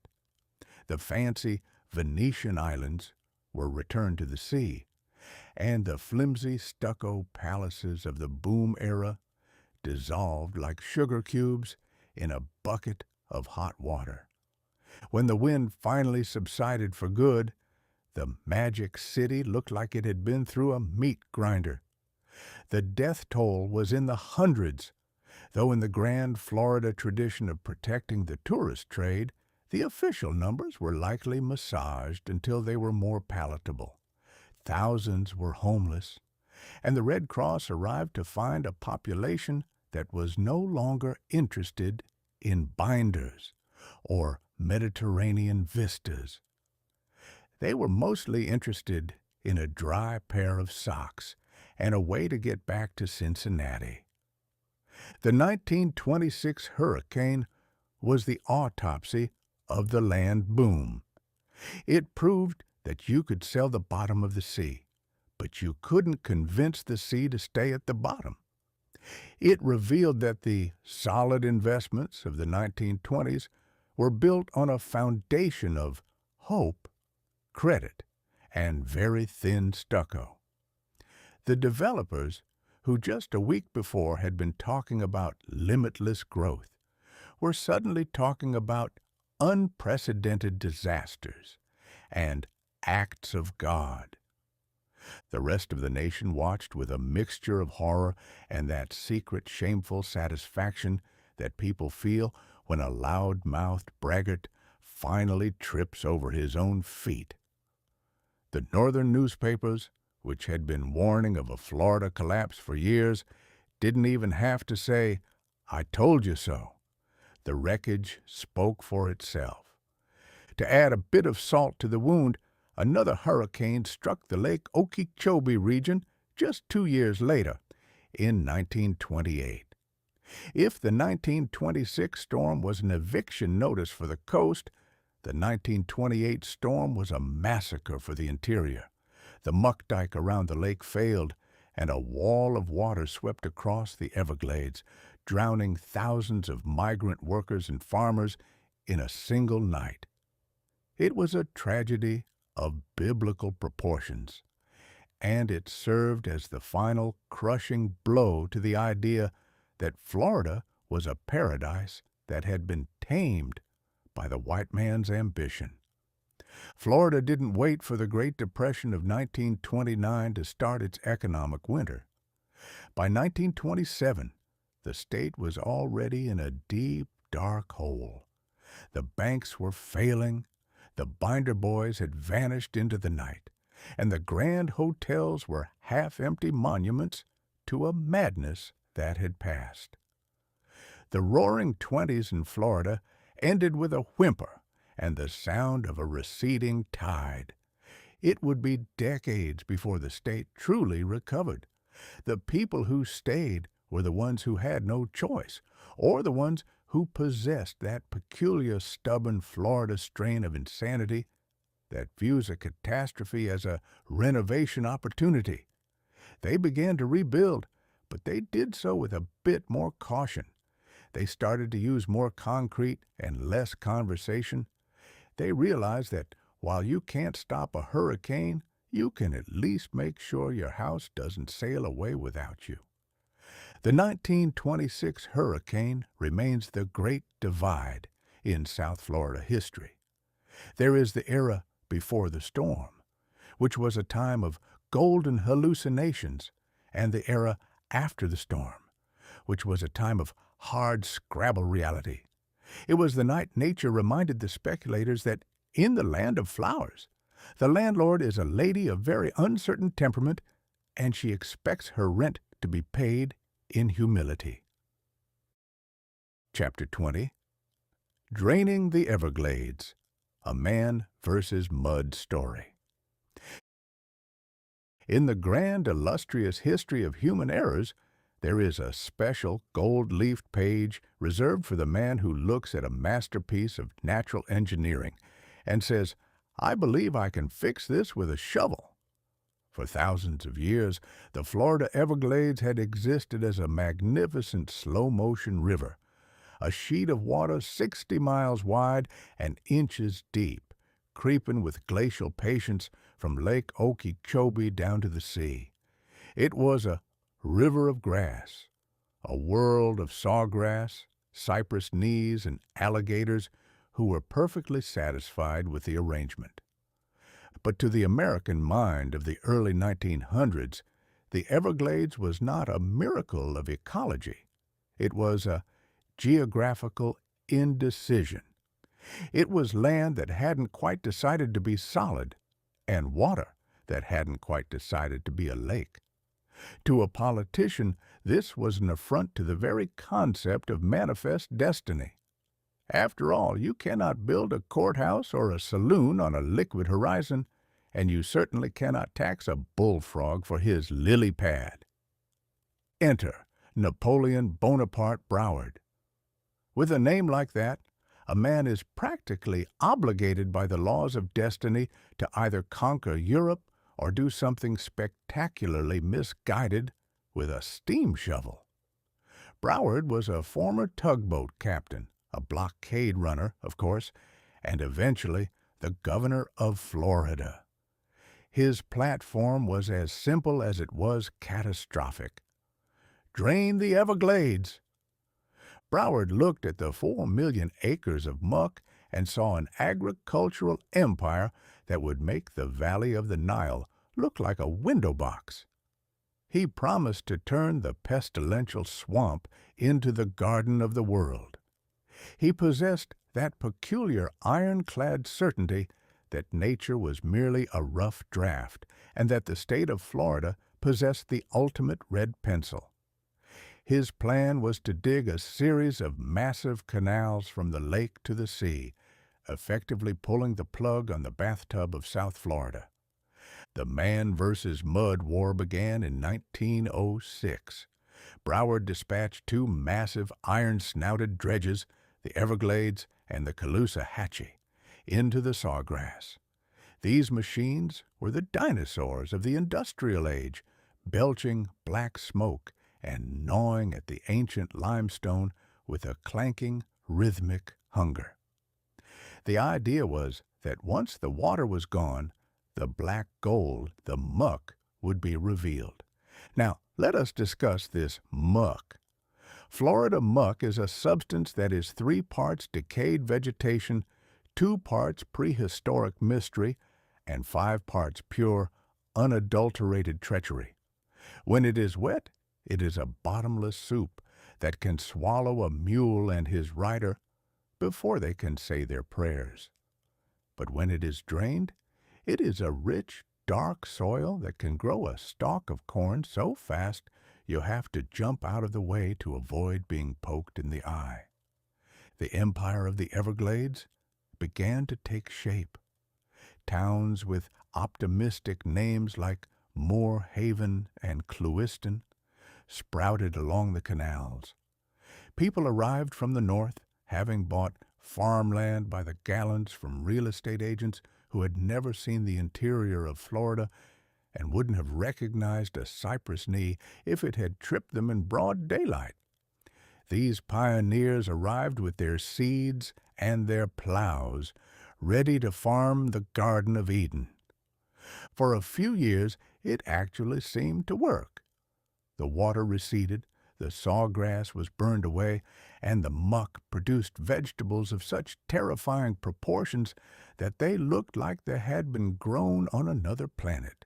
But as the man versus mud war continued, the mud began to reveal its secret weapons. The first weapon was oxidation. You see, the Everglades muck is essentially concentrated, dried-out swamp.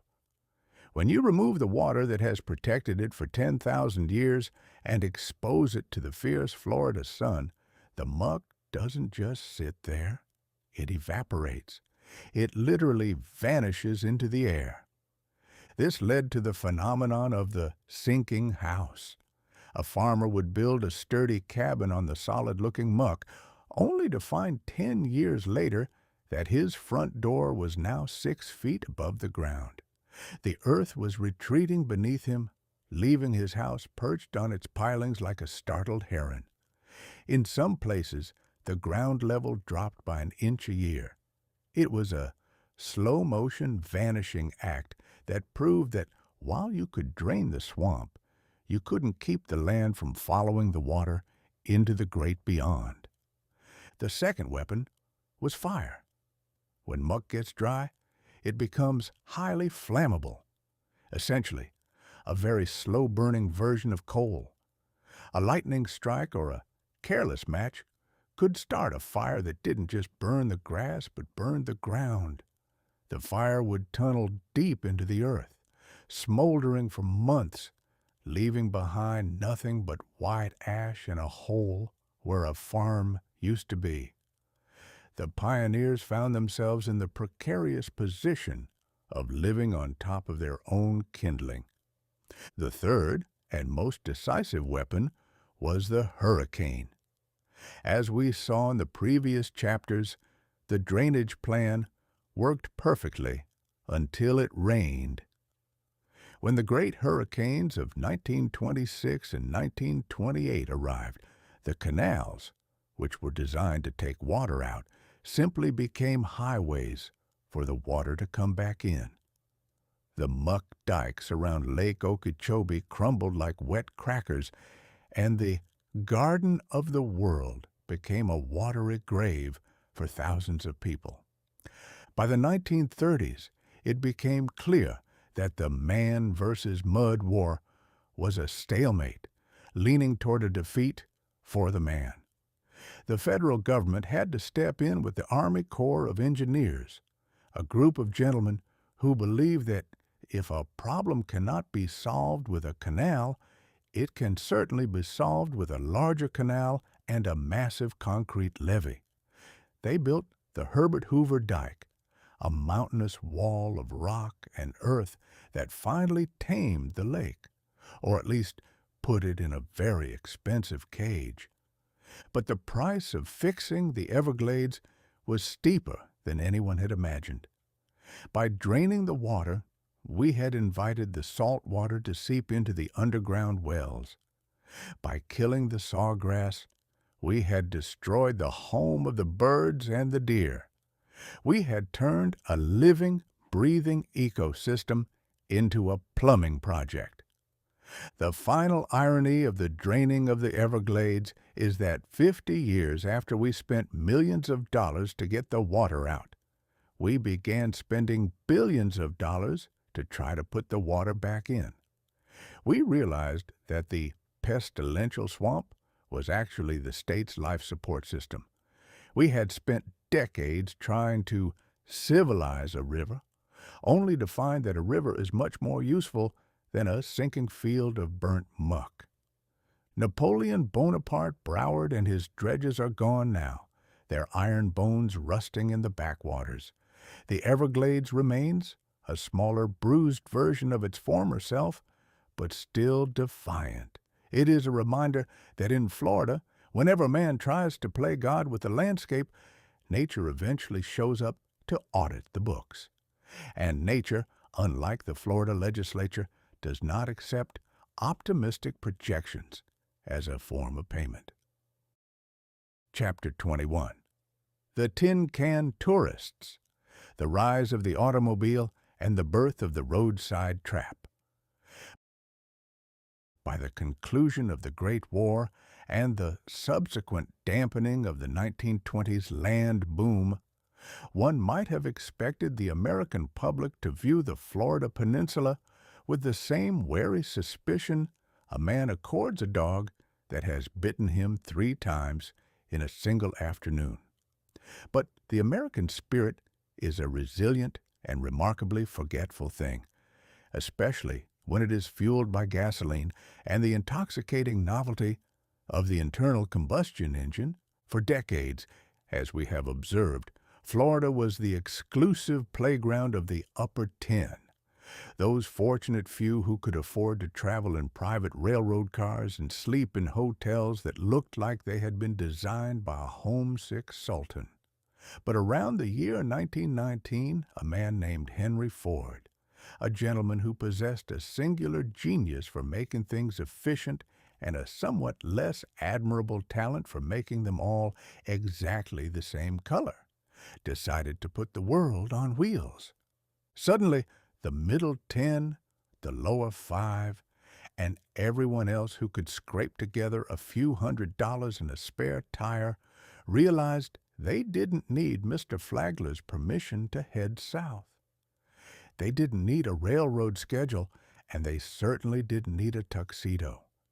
They only needed a Model T, a few gallons of fuel, and a complete lack of common sense regarding the reliability of primitive rubber on unpaved sand.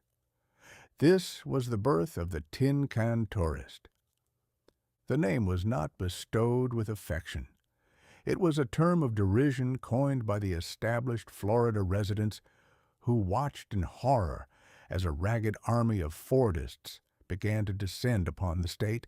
They were called Tin Can Tourists for 2 reasons. First, because their vehicles, those clattering, wheezing, black-painted tin boxes, frequently looked like they had been assembled from the scrap heap of a cannery. And second, because these travelers were notoriously frugal. They didn't patronize the grand hotels or the fine dining rooms. They carried their kitchens with them in the form of tinned beans, tinned peaches, and tinned mysteries, which they would cook over a smoky campfire at the side of the road before discarding the empty containers into the nearest palmetto thicket. The journey south was not the breezy, air-conditioned jaunt we know today. In the early 1920s, the Dixie Highway was highway only in the sense that it was occasionally higher than the surrounding swamp. It was a patchwork of red clay, crushed shells, and deep, shifting sand that could swallow a wheel to the axle in the blink of an eye. There were no gas stations every 3 miles. There were only general stores where a man might buy a gallon of kerosene and a prayer.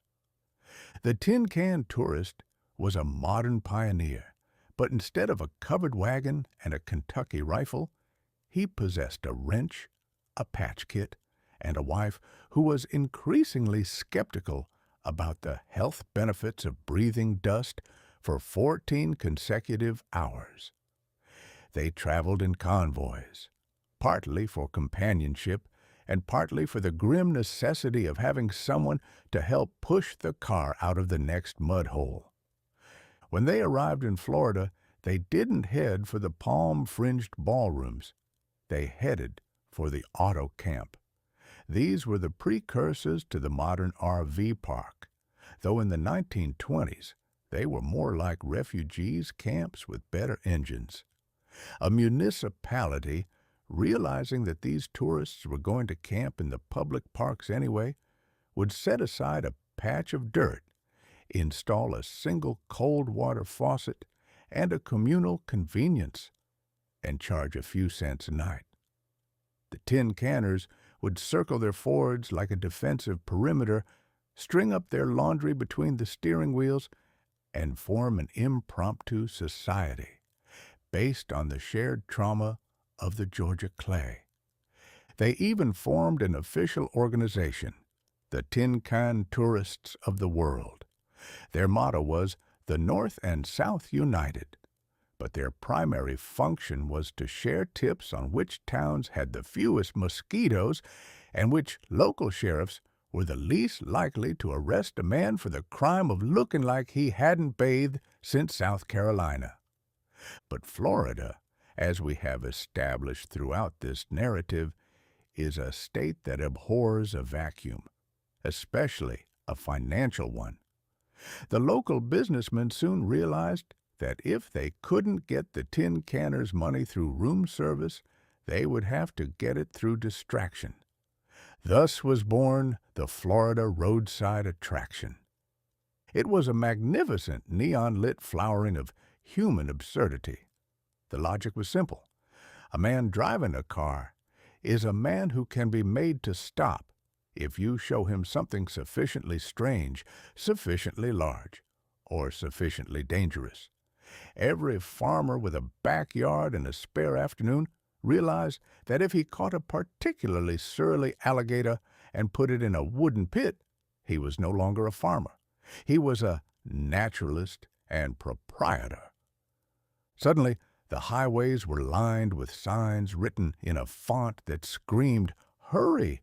and "Amazing!" You had alligator farms where, for a nickel, you could watch a man in leather breeches wrestle a reptile that was clearly more bored than aggressive. You had monkey jungles where the humans were caged and the monkeys were free, a concept that many tourists found uncomfortably close to the reality of their own family car trips. You had mermaid shows at Weeki Wachee, where young women in rubber tails breathed through air hoses and performed underwater ballets, proving that a man will watch almost anything if it involves a blonde and the defiance of basic biological necessity. The tourist trap was no longer a metaphor. It was a physical location, often marked by a giant concrete orange or a statue of a prehistoric monster. These attractions were the cathedrals of the asphalt age. They sold souvenirs that were manufactured in Japan or New York, but purported to be authentic Florida wonders. Seashells glued together to look like owls, back scratchers made of alligator feet, and boxes of citrus that were guaranteed to be shipped home, though the fruit that arrived in Michigan often possessed the consistency of a hockey puck. The automobile changed the very geography of the state. It moved the center of gravity from the riverfronts and the railroad depots to the strips. Towns began to orient themselves toward the passing motorist. The motor court, or motel, replaced the boarding house. These were long, low buildings where a man could park his car right in front of his door, allowing him to keep a protective eye on his mechanical investment while he slept. It was the ultimate American convenience, the ability to be a nomad without having to give up the luxury of a private shower. But the tin can era was more than just kitsch and cold beans. It was the democratization of the liquid lie. For the first time, the ordinary American felt that Florida belonged to him. He could claim his own little patch of sand, if only for a weekend. He could see the wonders of the world for the price of a tank of gas. Of course, the environment paid the bill. The cypress forests were cleared for the highways of progress. The mangroves were filled in for scenic overlooks. And the quiet dignity of the old Florida was drowned out by the constant rhythmic chug-chug of the Model T and the smell of burnt oil. The flowery state was being paved over, 1 mile of asphalt at a time. By the late 1930s, the tin canners were becoming more sophisticated. Their tins were being replaced by the first actual trailers, gleaming silver bullets of aluminum designed by men who thought a house should have the aerodynamics of an airplane. The auto camps became trailer parks, and the rustic charm of the roadside was being organized into franchises. The tin can tourist had paved the way for the invasion to come. They were the scouts for the millions who would follow, the ones who would eventually decide that staying for a week wasn't enough, and that they wanted to stay for the rest of their lives. They had turned the land of flowers into the land of the road trip, and in doing so, they had ensured that Florida would never again be a place of silence. As we look toward the 1940s, we see a darker cloud on the horizon, a global conflict that would turn the playground of America into a training ground for the world. But for a brief, dusty moment in the 20s and 30s, the world was a black Ford, a can of peaches, and the endless, shimmering hope of the Dixie Highway. Chapter 22. World War II, the state that became a camp. By 1941, the Florida Peninsula had spent nearly a century trying to convince the rest of the world that it was a place of leisure, luxury, and the occasional alligator-induced heart attack. It had successfully marketed itself as a sanitarium for the sick, a playground for the rich, and a dusty roadside circus for the tin can tourists. But in December of that year, the Japanese Navy performed a bit of unsolicited architectural reorganization at Pearl Harbor, and Florida suddenly found itself drafted. The United States military, looking at a map with the desperate intensity of a man who has lost his car keys in a dark alley, realized that Florida was not just a vacation spot. It was a giant, flat, sun-drenched aircraft carrier that never sank and possessed an unlimited supply of sand for digging foxholes. Almost overnight, the land of flowers became the land of the 5-mile hike. Uncle Sam arrived with a set of blueprints and a complete disregard for the local tourism board's feelings. He looked at the grand pastel-colored hotels of Miami Beach, those Art Deco masterpieces where the wealthy had recently been sipping martinis and contemplating the horizon.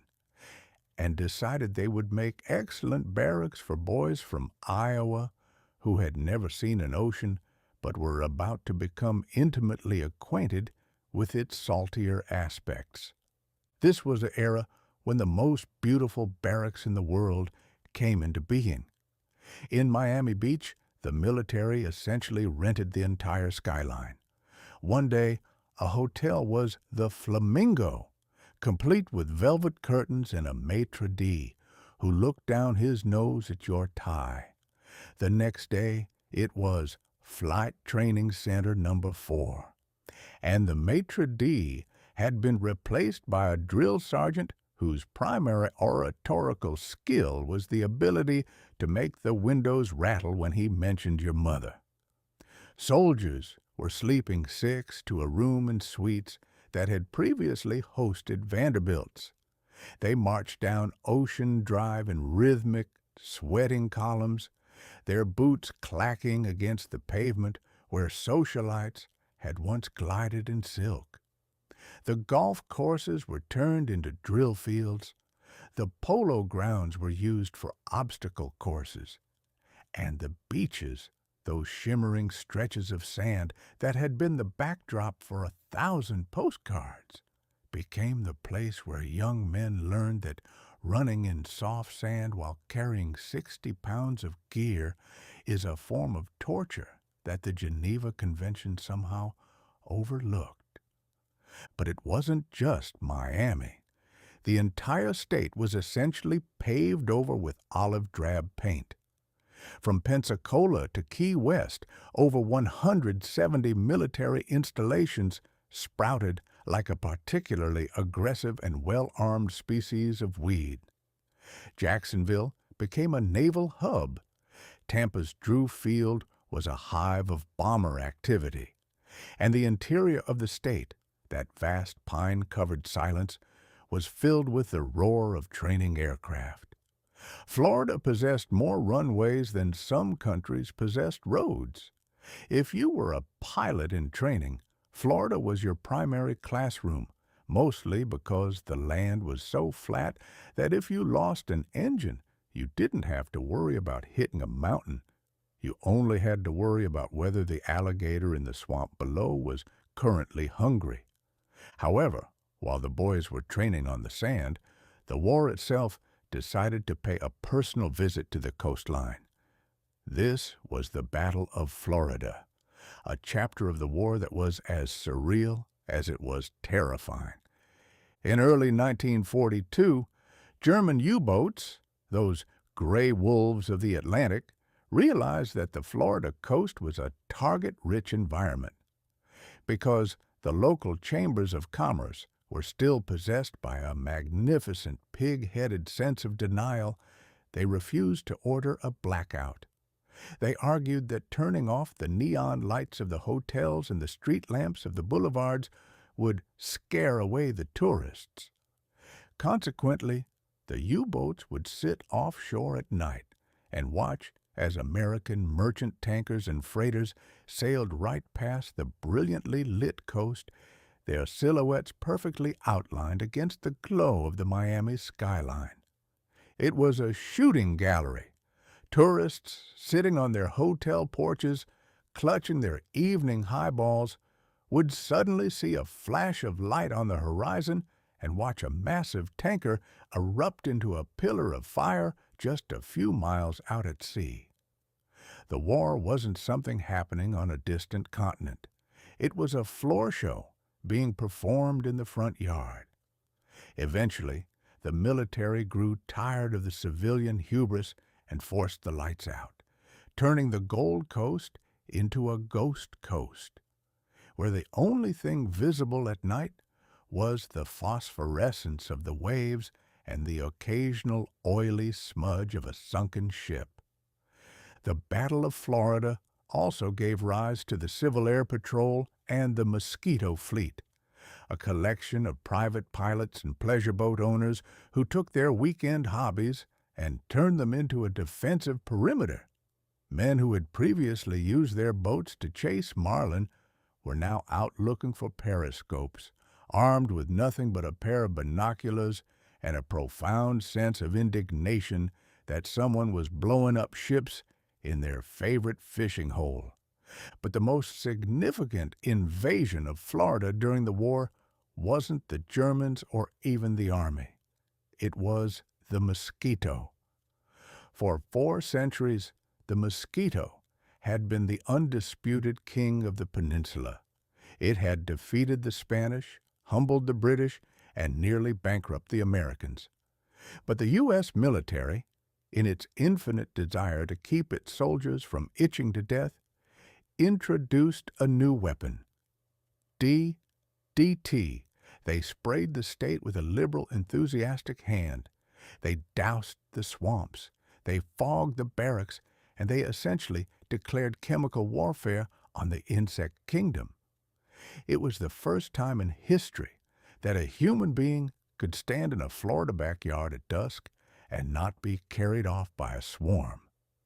It was a turning point more significant than any battle. It proved that Florida could be made livable for the masses, provided you were willing to ignore the ecological fine print. The war also introduced another mechanical miracle, air conditioning. While the technology had existed before, the military's need to keep sensitive equipment, and occasionally sensitive generals, cool in the tropical heat led to a massive expansion of its use. A soldier who spent his day sweating in the sun could come back to a room that was 68 degrees and dry as a bone. He realized that the heat was not an inescapable fate. It was merely a problem that could be solved by a compressor and a loud fan. When the war ended in 1945, the military began the process of demobilization. They gave the hotels back to the owners, often in a state of repair that suggested the soldiers had been trying to find oil under the floorboards. They packed up the planes, and they told the boys to go home. But a funny thing happened. Thousands of those boys, from the snow-choked hills of Pennsylvania, the dusty plains of Kansas, and the gray streets of Chicago, looked at the blue water, the green palms, and the fact that they hadn't seen a snowflake in 3 years, and they made a decision. They remembered the sand-in-shoes syndrome, the local legend that once you get Florida sand in your shoes, you are destined to return. They went home, grabbed their wives, packed their belongings into their cars, and headed right back down the Dixie Highway. The war had been the greatest free trial in the history of real estate.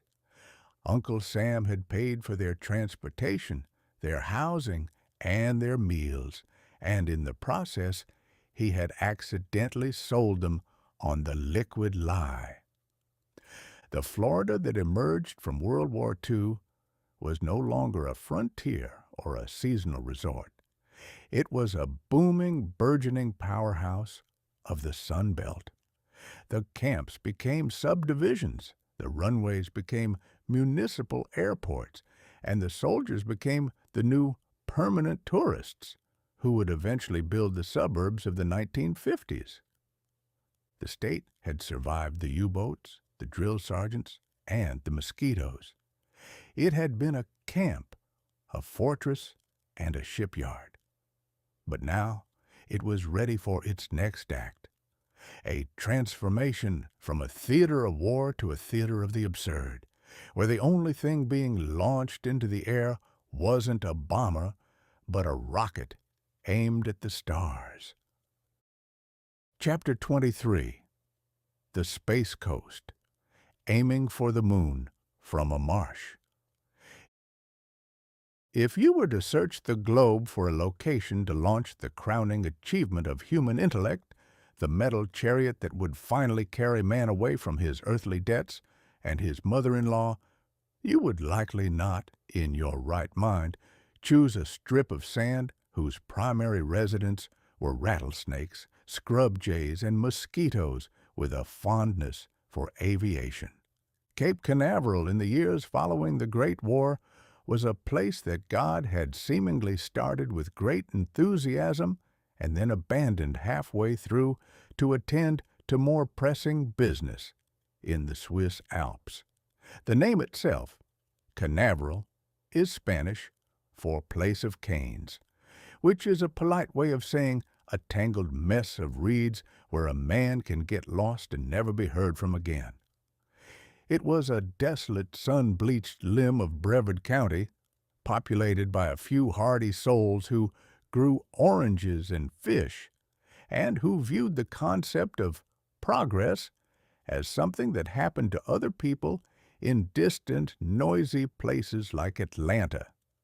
But in the late 1940s, the United States government, possessed by a sudden, shivering fear of the Russians and a newfound fascination with the German rocket scientists they had liberated at the end of the war, decided that this marshy wasteland was the perfect spot for the world's most expensive fireworks stand. The logic behind choosing Florida for the Space Coast was a mixture of high science and low-brow practicality. First, there is the matter of the Earth's rotation. You see, our planet spins like a dizzy schoolboy, and the closer you are to its belt, the equator, the faster you are moving. By launching from Florida, the scientists could steal a bit of the Earth's own momentum, giving their rockets a free slingshot boost of about 900 miles per hour. It was the only time in history that the government decided to take advantage of a free ride. Second, there was the Atlantic trash can. If you launch a rocket from the middle of Kansas and something goes wrong, which in the early days happened with the rhythmic regularity of a ticking clock, you end up with a very large, very flaming piece of government property in someone's cornfield. But if you launch from Cape Canaveral and the rocket decides to commit mechanical suicide, it simply falls into the ocean. The Atlantic is a vast, patient recipient of human failure, and the fish, as far as I know, have never filed a lawsuit for falling debris. So, the rocket men arrived. They were led by Wernher von Braun, a man who possessed a Teutonic precision that was entirely at odds with the local Florida maybe-tomorrow attitude. These scientists moved into the marsh, bringing with them their slide rules, their thick spectacles, and a collection of German-accented dreams that involved reaching the moon. They built blockhouses that looked like concrete bunkers and launch pads that were essentially giant iron barbecue pits. The early years of the Space Coast were characterized by what the newspapers called unscheduled technical setbacks, which is a scientific term for the thing blew up in front of everyone. The first rockets, the V-2s and the Vanguards, were temperamental beasts. They would hiss, they would moan, they would belch a spectacular amount of fire, and then they would either tip over like a drunken sailor or rise 10 feet into the air and dissolve into a magnificent cloud of expensive smoke. The Vanguard rocket in particular was so prone to these public embarrassments that the press dubbed it Stay Putnik. But the American public, much like the crowd at a high-stakes poker game, couldn't look away. The space race had begun, and Cape Canaveral became the theater for the most grand and terrifying show on Earth. Then came the astronauts. These were the new conquistadors, though instead of iron suits and crosses, they wore silver pressurized pajamas and carried a profound trust in the mathematics of men who were currently safe in a concrete bunker 3 miles away. The Mercury 7 became the new royalty of Florida. They were brave, they were handsome, and they possessed the kind of nerves that allow a man to sit on top of a controlled explosion and worry about whether his toothpaste is packed. The impact on the local geography was instantaneous, and absurd. A rocket fever swept through the county. Cocoa Beach, which had previously been a quiet stretch of sand, was transformed into a neon-lit boomtown. Every motel had a name like the Satellite or the Polaris, and the bars were filled with engineers, reporters, and space groupies who believed that if they drank enough martinis, they might eventually understand orbital mechanics. The architecture of the Space Coast became a style I like to call Jetson Gothic. Everything was designed to look like it was moving at Mach 3, even if it was just a hamburger stand. You could buy moonshakes, stay in orbit rooms, and purchase postcards that showed a rocket rising over a palm tree, the ultimate symbol of the new Florida. A mixture of prehistoric nature and futuristic hubris. The crowning moment, of course, arrived with the Apollo program. This was the era of the Saturn V, a machine so colossally large that it made Flagler's railroads look like a child's toy. The Saturn V was a 36-story building that had decided to become a bird. When it launched, the sound was not a noise, it was a physical assault. It shook the ground for 20 miles, rattled the teeth of people in Orlando, and reportedly made the alligators in the Merritt Island Wildlife Refuge consider a permanent move to Georgia. On July 16, 1969, the world watched as Apollo 11 rose from the Florida marsh and headed for the moon. It was the ultimate liquid lie made real. We had spent 4 centuries searching Florida for a fountain of youth, only to find that the true magic was a fountain of fire that could carry us to another world. We had aimed for the moon from a swamp, and against all logic, we had hit it. However, once the moon had been reached and the flags had been planted, the Space Coast learned a bitter Florida lesson. The government is a fickle landlord. Once the space race was won, the funding began to dry up like a puddle in July. The grand rockets were retired, the engineers were laid off, and Cocoa Beach found itself with a lot of empty motels and a very large collection of astronaut autographs that couldn't be traded for groceries. The Space Coast eventually reinvented itself with the Space Shuttle, a reusable truck that carried satellites instead of dreams. And later, with the arrival of private billionaires who viewed the Florida sky as their own personal toll road. But it never quite regained that first contact magic of the 1960s. Today, the Cape is a strange, haunted landscape. It is a national wildlife refuge where endangered sea turtles lay their eggs in the shadow of abandoned launch pads. It is a place where the high-pitched hum of a computer lab meets the low-pitched croak of a bullfrog. It remains a monument to the fact that man can achieve anything he sets his mind to, provided he has enough liquid oxygen, enough German engineering, and a coastline that nobody else is using. We have reached the stars.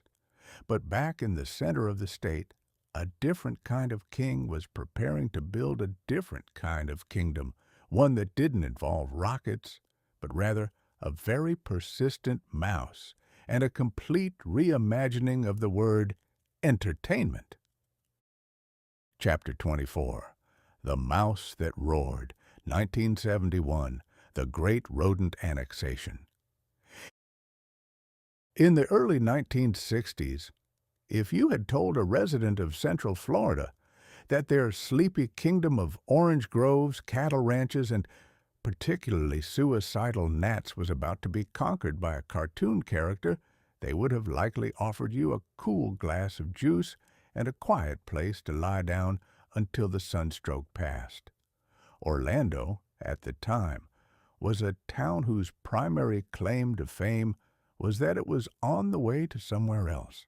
It was a place of quiet agricultural dignity, where the most exciting event of the week was the rhythmic ripening of a Valencia orange or the slow, deliberate movement of a heifer toward a shade tree. But out in California, a man named Walt Disney was harboring a magnificent, world-altering grudge. He had built a park called Disneyland in Anaheim, but he had made a tactical error. He hadn't bought enough land. He watched with a sour expression as his magic kingdom was surrounded by a neon-lit thicket of cheap motels, pancake houses, and souvenir stands that were currently siphoning off the nickels and dimes of his customers. Walt decided that for his next act, he wouldn't just build a park. He would build a world, and he would do it with a level of secrecy that would have made the Manhattan Project look like a town hall meeting. This was the birth of Project X. Walt looked at the map of Florida and saw a vast, empty expanse of swamp and scrub south of Orlando. It was a land that the experts, those tireless architects of pessimism, considered useless. It was too far from the ocean for the tourists and too wet for the farmers. It was, in short, a bargain. To prevent the local landowners from realizing they were sitting on a gold mine and jacking up the prices to the moon, Disney engaged in a grand corporate masquerade. He created a fleet of dummy corporations with names that sounded like they had been generated by a man throwing darts at a dictionary. Tomahawk Properties, Latin American Development and Management, and my personal favorite, M.T. Lot. If you didn't catch the pun, the local Floridians certainly didn't either until it was far too late. Agents in trench coats began buying up thousands of acres of muck for about $80 an acre. The locals thought they were selling their worthless bogs to a group of mysterious industrialist fools. They were laughing all the way to the bank, unaware that they were actually selling the keys to the state to a 5-foot-tall mouse with a penchant for high-stakes real estate. By the time the Orlando Sentinel finally connected the dots and published the headline, "We Say It's Disney," in 1965, Walt had acquired 27,000 acres, an area twice the size of Manhattan. The grand reveal was a scene of unparalleled civic ecstasy. The people of Florida, still recovering from the collapse of the land boom and the exhaustion of the war, saw Disney not as a corporate invader, but as a secular messiah in a three-piece suit. But Walt didn't just want land. He wanted sovereignty. He realized that if he was going to build his dream, he couldn't be bothered with pesky things like zoning laws, building inspectors, or local taxes. He convinced the Florida legislature, a body of men who were apparently so dazzled by the prospect of tourist dollars that they would have signed a treaty with a Martian, to create the Reedy Creek Improvement District. This was a stroke of legal genius that remains unparalleled in the history of American hubris. Reedy Creek gave Disney the power to act as its own private government. They could build their own roads, set their own building codes, run their own fire department, and, in theory, even build their own nuclear power plant, if the mood struck them. It was a feudal kingdom established in the middle of a democracy, with a rodent as the supreme monarch.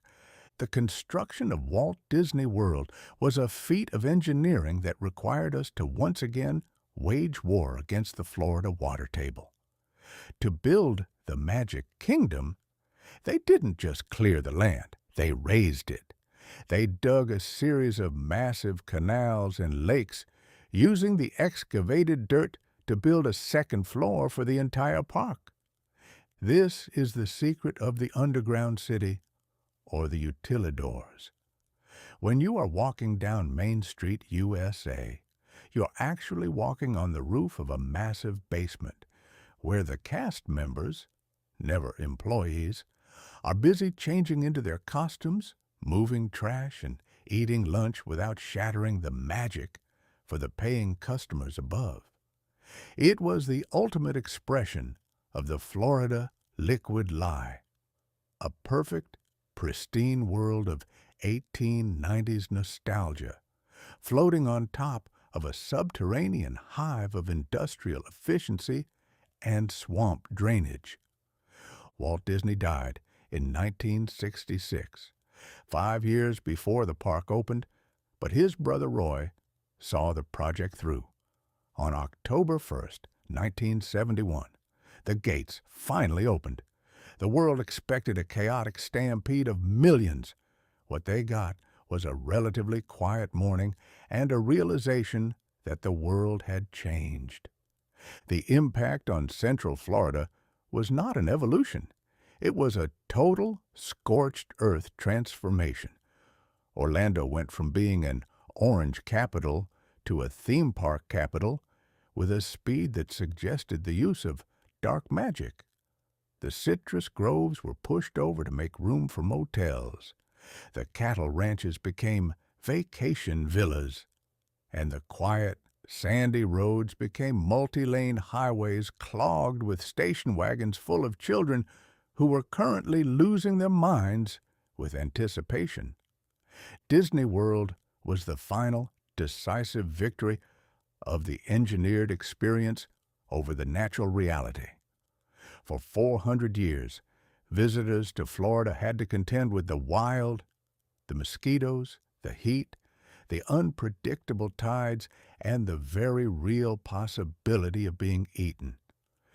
Disney solved this by simply removing the wild and replacing it with a controlled simulation. In Disney World, the birds are often mechanical and sing on cue. The jungle is a river ride where the hippos are made of fiberglass and operate on a schedule. The weather is mitigated by enough air conditioning to cool a small sun. It is a world where nature is a scenic backdrop that has been thoroughly vetted by a legal department. This was the birth of the Orlandoization of Florida. Other corporations, seeing the piles of gold being generated by the mouse, rushed in to build their own kingdoms. Universal, SeaWorld, and 1,000 smaller attractions turned the I-4 corridor into a neon-lit gauntlet of consumption. The tin-can tourists of the 1930s would have been bewildered by the scale of it. They came with a tent and a can of beans. The modern tourist arrives with a credit card, a magic band, and a schedule that is choreographed down to the second. The mouse that roared had done what the Spanish, the British, and the Confederates could not. He had achieved a total and permanent occupation of the Florida interior. He had taken a worthless swamp and turned it into the most visited spot on the planet. He had replaced the land of flowers with the land of the fast pass. To look at Florida today is to see a state that is largely defined by this rodent-inspired gravity. Everything, the economy, the politics, the very identity of the people, is pulled toward that 27,000-acre gravitational well in the center of the peninsula. We have traded the mystery of the scrub for the certainty of the standard guest experience. As we move toward our final chapter, we must contemplate what this means for the soul of the state. We have become a place where the fake is more famous than the real, and where a man-made castle is more recognizable than a natural spring. But as any Florida man will tell you, the swamp is still there, just beyond the parking lot, waiting for the power to go out and the mouse to stop roaring. Chapter 25, The Sunset Chapter, Reflections on a Peninsula. We have reached the end of our long, humid voyage through the annals of the flowery state, a journey that began with men in iron suits searching for imaginary fountains and ends with men in Hawaiian shirts searching for their car keys in a parking lot the size of a European principality. To look upon Florida today is to witness the ultimate triumph of human persistence over a landscape that has spent 5 centuries trying to explain, in the clearest possible terms, that it would much rather be left to the alligators. Florida is not so much a state as it is a magnificent low-lying pier that has been extended into the Atlantic for the express purpose of seeing how much weight a sandbar can carry before it reconsider its relationship with the sea level. It is a land of contradictions so jagged they could peel the paint off a barn. It is the place where the most advanced rockets on Earth are launched from a swamp that still produces creatures that look like they were rejected from the casting call for the Paleozoic era. Let us first contemplate the modern inhabitant, specifically that legendary creature known to the world's newspapers as Florida Man.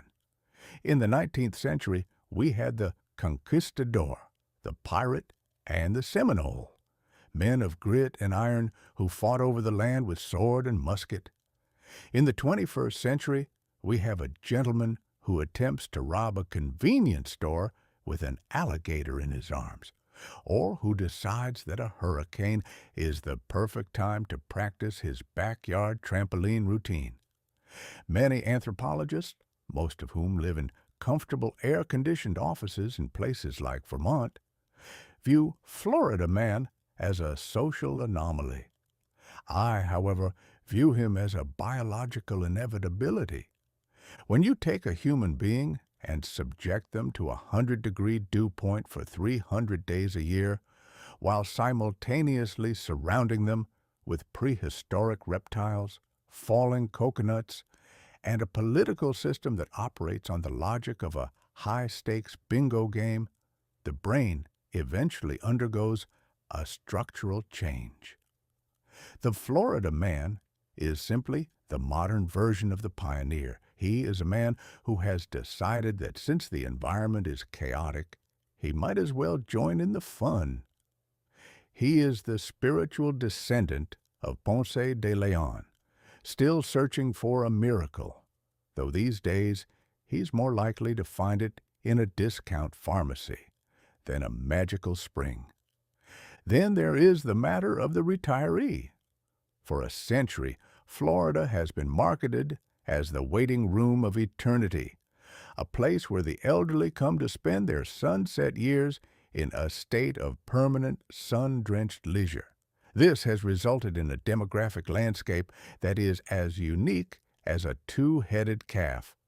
You have entire cities designed around the speed of a golf cart, a vehicle that represents the ultimate Florida compromise between walking and actually getting somewhere. These settlements are monuments to the early bird special, a ritualized form of mid-afternoon dining, where the primary goal is to eat dinner and be safely tucked into bed before the mosquitoes begin their evening sorties. The economy of the state remains, as it has always been, a magnificent shell game. In the old days, we sold binders on underwater lots. Today, we sell experiences in air-conditioned kingdoms. We have traded the citrus gold for the tourist dollar, a currency that is arguably more volatile than the weather. Florida is a state that lives on the kindness of strangers who wish to be sunburned. We have paved over the river of grass with the avenue of the outlet mall, creating a landscape where every town looks exactly like the one you just left, distinguished only by whether the local Waffle House has a help wanted sign or a wait to be seated sign. But what of the land itself? The flowery state is currently engaged in a slow-motion wrestling match with its own success. We have drained the swamps, only to find we missed the water. We have built the levees only to find the sea is coming in through the floorboards. The river of grass is now a managed water resource, a term that suggests we have it all under control, which is the kind of lie that only a man with a government contract and a short memory can tell with a straight face. The wildlife has also adapted to the modern era with a cynical efficiency. The alligators have learned that a suburban swimming pool is merely a high-end watering hole with better privacy. The pythons, those uninvited guests from the pet trade, have moved into the Everglades and are currently eating their way through the local census. It is a reminder that in Florida, if you turn your back on the garden for a week, the jungle doesn't just grow back. It sends an envoy to see if you're edible. As I sit here, clutching my pen and occasionally swatting at a fly that seems to have survived the DDT era through sheer force of will, I am struck by the persistence of the Florida breeze. It is the one thing that hasn't changed since the days of the Huguenots. It is a warm, salt-scented promise that arrives just when you think you're about to liquefy into a puddle of humid despair. It is the breeze that convinced Flagler to lay his tracks and Disney to buy his muck. It is the breeze that keeps the liquid lie alive. What is the future of the peninsula? There are those who say the ocean is coming back to reclaim its property, and that in 100 years, the only thing left of Miami will be a few very expensive scuba diving sites. There are those who say the Florida man will eventually be elected to the highest offices in the land, leading to a national policy involving jet skis and fireworks. But I suspect Florida will do what it has always done. It will reinvent itself. It will find a new way to sell the sunshine and a new way to ignore the heat. It will continue to be the grand stage for the American comedy, a place where the dreams are as big as the thunderheads and the reality is as slippery as a wet dock. Florida is a fever dream that refused to break. It is a state of mind characterized by a profound appreciation for the absurd and a complete refusal to own a winter coat. It is a land that was stolen from the Indians, traded by the empires, and eventually sold to the highest bidder by a man in a loud tie.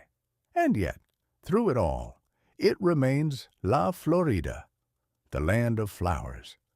The flowers just happen to be made of neon now, and they require a significant amount of electricity to keep them blooming. So, let us tip our hats to the peninsula. It is a magnificent, ridiculous, salt-soaked disaster of a place, and I wouldn't trade it for all the granite in New England. As the sun sets over the Gulf, casting a long golden light over the mangroves and the condominiums alike, we can only hope for one thing, that the air conditioning holds, the hurricane stays at sea, and the breeze keeps blowing. After all, as every Floridian knows, tomorrow is another day, and the rent on the paradise is due on the 1st of the month. The end. This has been Mark Twain. I've enjoyed the voyage. I hope you have too.